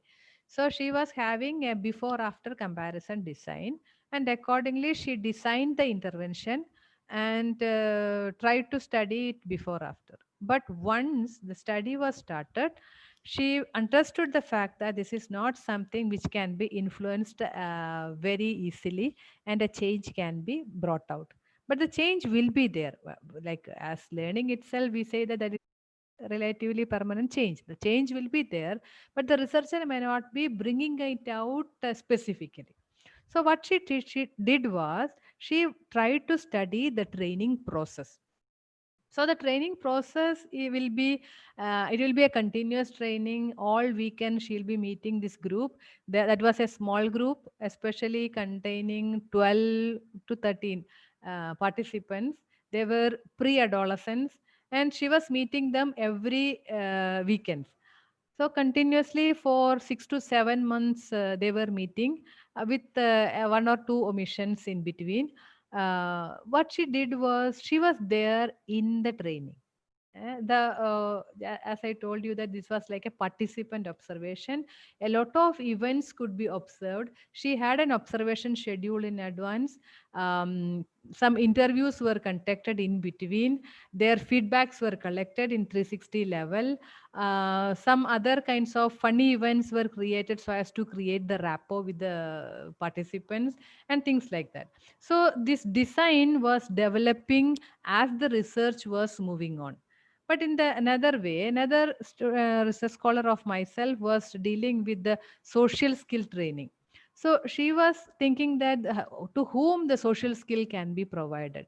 whether we have to study social skills in advance and consider people who are low in social skill, high in social skill, who is in need of intervention. Some students are already high in social skill. Why we have to intervene in between? When the research question is directly being addressed and moved on to the participants, the researcher will be getting self-criticism again and again, so that the design is open for changes in each and every moment. But the only thing is that in the report, she or he has to justify all these changes accordingly. Why I moved from this step to another, that has to be justified properly.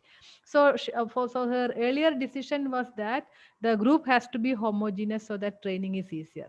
But that was actually very difficult in the case of the social skill training, when the social skills are so much low for the group as such. It was very difficult to intervene. She worked with children from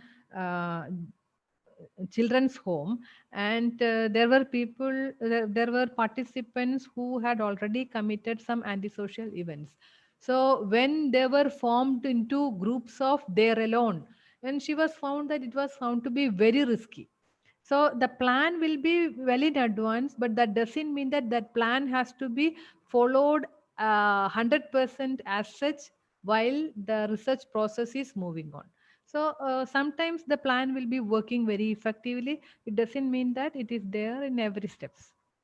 Okay. So qualitative research also provides certain freedom for the researcher, but keeping the reliability and validity only.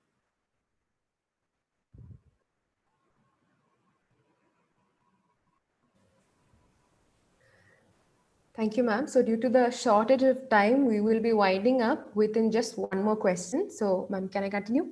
Yeah. So, Joshua Wilson has asked, can a researcher's personal beliefs be reflected in results? If yes, how can we check the reliability of the results? Yeah. Personal beliefs will be affecting research to a great extent, but that will be leading to bias. And that bias will be affecting the data to a great extent. And as I explained in the non-scientific thinking, it will be leading to some selected kind of data collection. The selection in data collection will be nothing but bias. And that will be affecting the scientific sense of the data, not simply reliability, validity will be in question. So that the personal belief of the researcher has to be kept aside, or a change has to be taken in the psychologist during the course of the time. If you are already came up to the post-graduation, you were trained by a number of teachers, and if you are still the fifth standard boy or girl who went to school with the advices of your mother, it can be said that the learning is not happened in you, that is not creating a relatively permanent change in you. Okay, so that is the pathetic side of the some of our education, or it can be the strong influence of the obeying and the belief system that we had. If that is influencing the data, it is nothing but bias. It's not, it is moving away from science, so that the credit that has to be received for psychology will be lost out of it.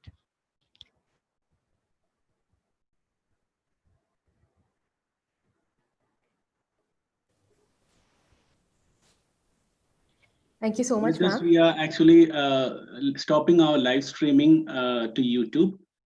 Thank you everyone who have participated in the discussion. Meanwhile, I'm going to stop the live.